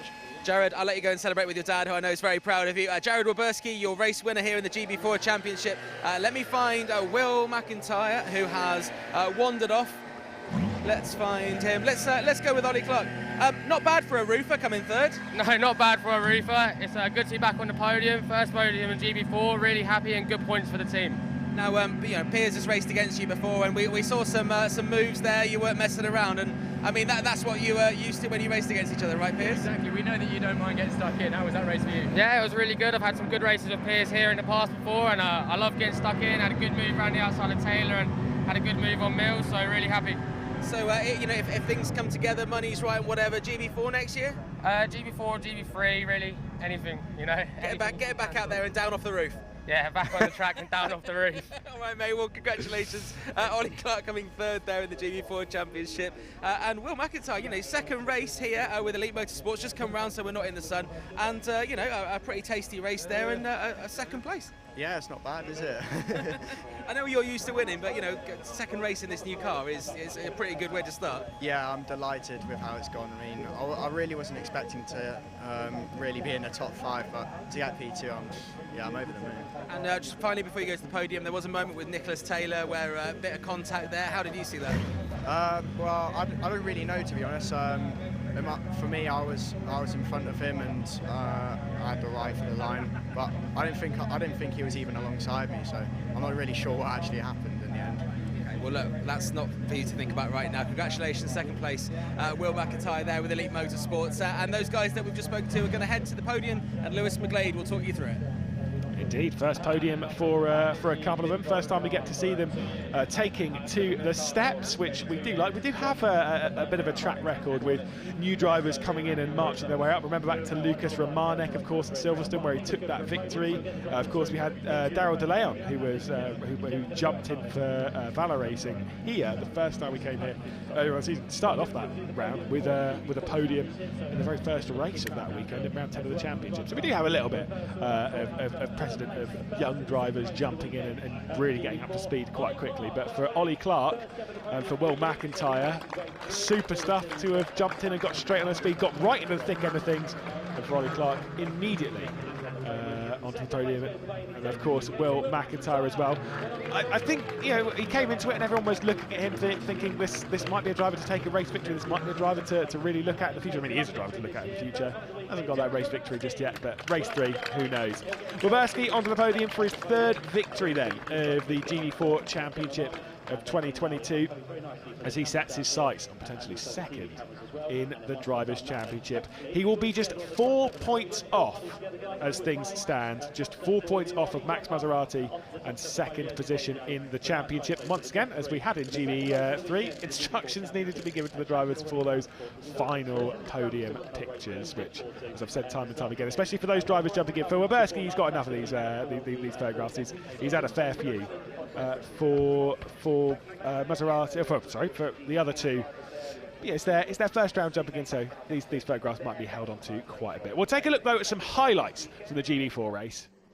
as it was a slow start from Jack Sherwood, a great start from our race leader though, and a bit of a bad one from Alibi, who had a stall on the grid. Nick Taylor on the race down towards the first corner though had to deal with Tom Mills, who got to the outside. Jared Bursky looked to the inside. Mills would send it in and go all the way around. There'd be a little bit of contact on the exit of the corner as Nicholas Taylor would just run up into the Kevin Mills racing car. This big send though around the outside from Tom Mills, a very aggressive move, and it was Waberski's opportunity to take over the race lead as he got the up and under on both of them to take over the race lead. Jack Sherwood with a big issue, a bit of a lock-up coming down to Goddard's. He goes straight on over the wet grass and would rejoin. He'd just pick up the final parts of that train. This contact between Will McIntyre and Nick Taylor as they were coming out of the first corner would send Nick Taylor down to 7th position before he'd pick up a couple on the march way back up the order. Maserati had a bit of an issue though with Christian Lester on the rear end. Christian Lester getting into the rear end of the number 81 and then being sent off into the gravel. Would rejoin the race though with a little bit of assistance from the marshals. Would come back into pit lane, and you can see how frustrated the number 5 of Christian Lester was after that incident. Meanwhile, Megan Gilks having a bit of a moment. This was how she got a slow exit on the rise up the hill through the old hairpin, and then there was this bit of contact which would effectively end the race. Megan Gilks out a little bit wide, locking up just a touch, straight into the side of Tom Mills, both of them into the gravel trap, and both of them solidly out of the race. The safety car was called upon, and Jared Waberski would come across the line to take the victory ahead of a very well-deserved Will McIntyre and Oliver Clark. A super effort from the two of those to get up to those spots, and Jared Waberski out of victory. We'll go down back to John. Well, we've just made a quick move from the podium down here to find your 2022 GB4 champion, Nicholas Taylor. Nicholas, the 2022 GB4 champion, the inaugural champion. You must be over the moon. I mean, I've seen you celebrate with your friends and family in the distance, and it's an emotional moment. Yeah, I'm just over the moon. It still hasn't sunk in yet. I mean, I didn't make it easy for myself throughout the season and that race, to be honest. But after that checkered flag, I don't know what to do. And I mean, you finished in the safety car, but I'm sure you're not that bothered. Yeah, I mean, it's a shame we had to end that way. I wanted to end on the podium as well, but it is what it is, you know. I mean, I just have to thank the team. Like, the whole season, all the hard work they've done, it's just, I don't know what to do. Like, Nick, let's talk about the start of the season at Snetterton, and you were struggling with those. You had amazing pace, but you were struggling with those starts. And you know, I think you were a bit beating yourself up a little bit about it and getting a bit too, in your own head. And Evan around with you was working on keeping you calm and everything. I mean, look ahead now and look back at that. How much you've grown. Yeah, I mean, at the start of the season, they kept saying, like, I'm a rookie. I made these mistakes. You learn from them, and I think I've showed that I've learned throughout the season. You know, I mean, the raw pace we had at the beginning of the season was like over the moon, and I think we carried that on. I mean, this last weekend is a bit nervous for me, but I think in this last race maybe we can show what we've done the whole season. We've seen your family at all these races, and you're always surrounded by people you know. We had your mates, I think, at Silverstone having a great time. How important is it to have those people around you, when you're trying to just keep chilled? Yeah, I mean, sometimes they make me nervous. I mean, most of the time, but I love them so much. I mean, they supported me the whole season. I mean, I think even next year and the years to come, they'll come to support me. So GB4 Championship has one race left, a race that you can have a bit of fun in. But looking ahead to next year, what's the plan? I have no idea yet. It's most probably. You got 50 grand towards GB3. Exactly, GB3 it's got to be. I mean, the team's been amazing this whole year. They're like a second family for me. I think it's the right way to go. Someone wants to say congratulations here, the race winner today, Jared Waberski. Being peers prior in as well, yes. And you've been commentating all year on Nick's racing, and I just think he's grown so much as a driver. We've said this in the commentary box many times. You've grown so much as a driver. You've shown throughout the season that you can drive maturely, you can fight when you need to. You didn't make that race easy for yourself, did you? No, I didn't. I mean, I had a decent start, and then Tom went around the outside, and then I was just swarmed by then. I mean, I had a few goes at Will at the end, but it was kind of hectic. Came off at the end though, and yeah. You understandably completely ecstatic. Was it all going through your mind? What were you thinking during that race? Yeah, the safety car restart, I thought there was going to be one. So I was like, come on, let's get these temps in. But then, so 1 minute left to go on the pit board, and when on my lap for the safety car, I was like, that's it. So I was just letting it all sink in, but it still has. We could see as you were going on the warm down lap, you had your hands out the cockpit, you were chilled out. Was it just relief you were feeling? Tell us what you're feeling right now. It's just relief, basically. The whole season is just, it's so intense, first season, and then like to have the pace that we have, it's just like, especially winning that first race at Snet, it's just, everyone expects you to be up there, and then we've done it. Amazing, well done, and yeah, congratulations. Yeah, congratulations, Nick. We'll let you go and celebrate with your family. And I've got one last question though. Is it easy to drive a GB4 car with tears in your eyes? No. I'm joking, mate. Maybe on the end lap, yeah. Off you go. Go and celebrate with your friends and family. Nicholas Taylor there. I mean, we kind of predicted that, and Nick Jilks from GB3 congratulating Nicholas Taylor there. Should we see if we can find Nick's family? Let's do that. Let's walk they on are down. around. Let's Here go we and are. speak to Gary. Let's come in and speak to Gary. Come on. I mean, you've been here, you know, throughout the whole season, and we've seen the ups and downs of Nick. And Nick's just been saying there how he, struggled sometimes and made it hard for himself sometimes. But he's finally done it, and you must be over the moon. Absolutely over the moon. Yes. I mean, one of his friends just told me Nick's great. He never does boring. What were your nerves like when when there was that contact with Will McIntyre? Oh, God, I thought he'd gone off the track altogether, and at least he held it together on the grass. So I was very proud of him. Yeah, and, I mean, how are you going to celebrate? Obviously, we know Nick's a pretty chilled out guy. I mean, Liverpool playing later. I know it's when that final race is on, but maybe watch the highlights together. And while Nick's doing well, Liverpool aren't doing so He's well. probably so chilled out he might watch it on the camera in his car. Well, I was saying to the Fortec guys, they could hang over the score for every lap. And, if Liverpool score 1-0, that would be the way to go, wouldn't it? That would be good, wouldn't it? All right. Well, look, we're going to let you go and celebrate with the rest of friends and family, Gary. But thank you for always chatting to us. Don't get run over by this golf buggy. As we bring in Ollie Dutton with Piers here, the boss of Fortec. Well, the boss. I mean, what's your role? You're the second in command. Yeah, I kind of let my dad do his Cortina stuff, and I try and watch the throne and make sure that everyone's all right. Kind of oversee all the championships. So. And we've talked about Nicholas Taylor throughout the year, and he struggled at the start with the starts, but the pace has always been there. And as soon as he got those starts together, and he's got the experience as a driver in what is his first season. Yeah, he's a very special talent. He is. The pace is always there. That's always the hard bit. We weren't too sure where he was going to be at the start of the season because he's never raced. So the racecraft was the big thing for us, but I think he's proven it over the year that he's made some fantastic moves throughout the season, and I think it was fully deserved. So I'm just I can breathe now. You can breathe now. I bet you were blowing through in that race, though. Yeah, it was. There was some moments. I think McIntyre was a bit naughty, but it always is in this racing. It's just close wheel racing. It's exciting to watch, and it's good for these young kids. So I'm really proud of him. Really proud of the team. The guys are fantastic. Got the car fixed yesterday after that big shunt in quali. And yeah, like I said, we can breathe now. And looking forward to hopefully even more drivers and another great year next year. Exactly, yeah, the championship looks strong. With genetics coming on board, it seems that's going to be, the junior's going to be here, so there's going to be a lot of people around, like young drivers, and the championship's looking a lot of interest, so we're looking forward to it. Back of the trailer now, final question. Have you got a contract maybe ready for Nicholas Taylor? You're going to go over it with his family and maybe get that signed as soon as possible? Oh, well, yeah, we'll see what we can do. I'd love to get him in the car and see how he gets on. I think it's going to suit it. So, we'll see how we go, but it'll be nice. And one final question. We've got another young driver who's quite good, looking for a seat next year. Would you consider Piers Pryor? If he brings the pink helmet back, I'm all about it. It's still in the car. Hang on, you've got the pink camper van. I know, that's what I'm saying. There you go. You can do a spin-off, Team minds. Pink.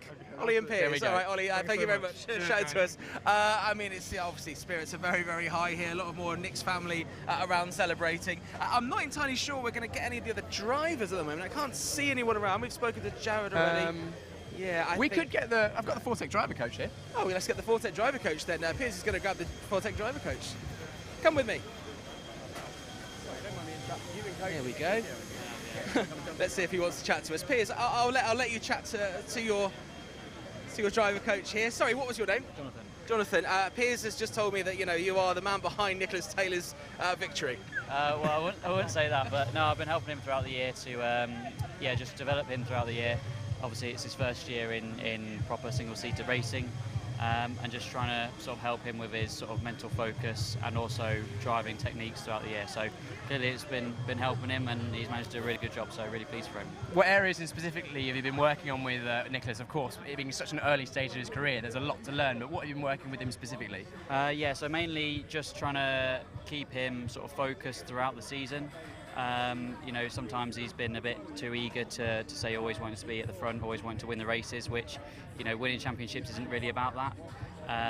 Yes, you have to be fast, yes, you have to be quick, but it's mainly about consistency and being there or thereabouts throughout the rest of the season, really. And of course, you've had your own experience in this paddock as well as other series as well. Do you think that helps you able to coach the drivers, having been on the circuit as if in their position a few years ago? Yeah, for sure. I think obviously I wasn't able to win the championship back in 2019. Pretty close.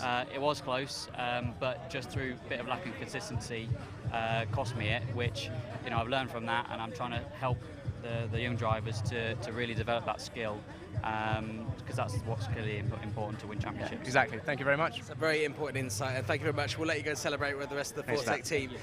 So it's good to know. I mean, even I was saying there, Nicholas Taylor, even in that race where he didn't need to be pushing for positions, he still was, because that's his mentality. Of course. It's been an exceptional morning of racing. We've crowned a new GB3 champion, Luke Browning, new and first ever GB4 champion, Nicholas Taylor. There are still 2 more races to come, and Luke hinted at it that they're going to be fun. There are still drivers fighting for positions out there. Absolutely. We're going to bring you more of the reaction after these 2 championship wins. We're also going to bring you as much reaction on the season, because all these drivers have been having such battles with each other, and we're going to look forward to some exceptional racing. We'll be back at 3 o'clock for the final round of the season in the GB3 Championship.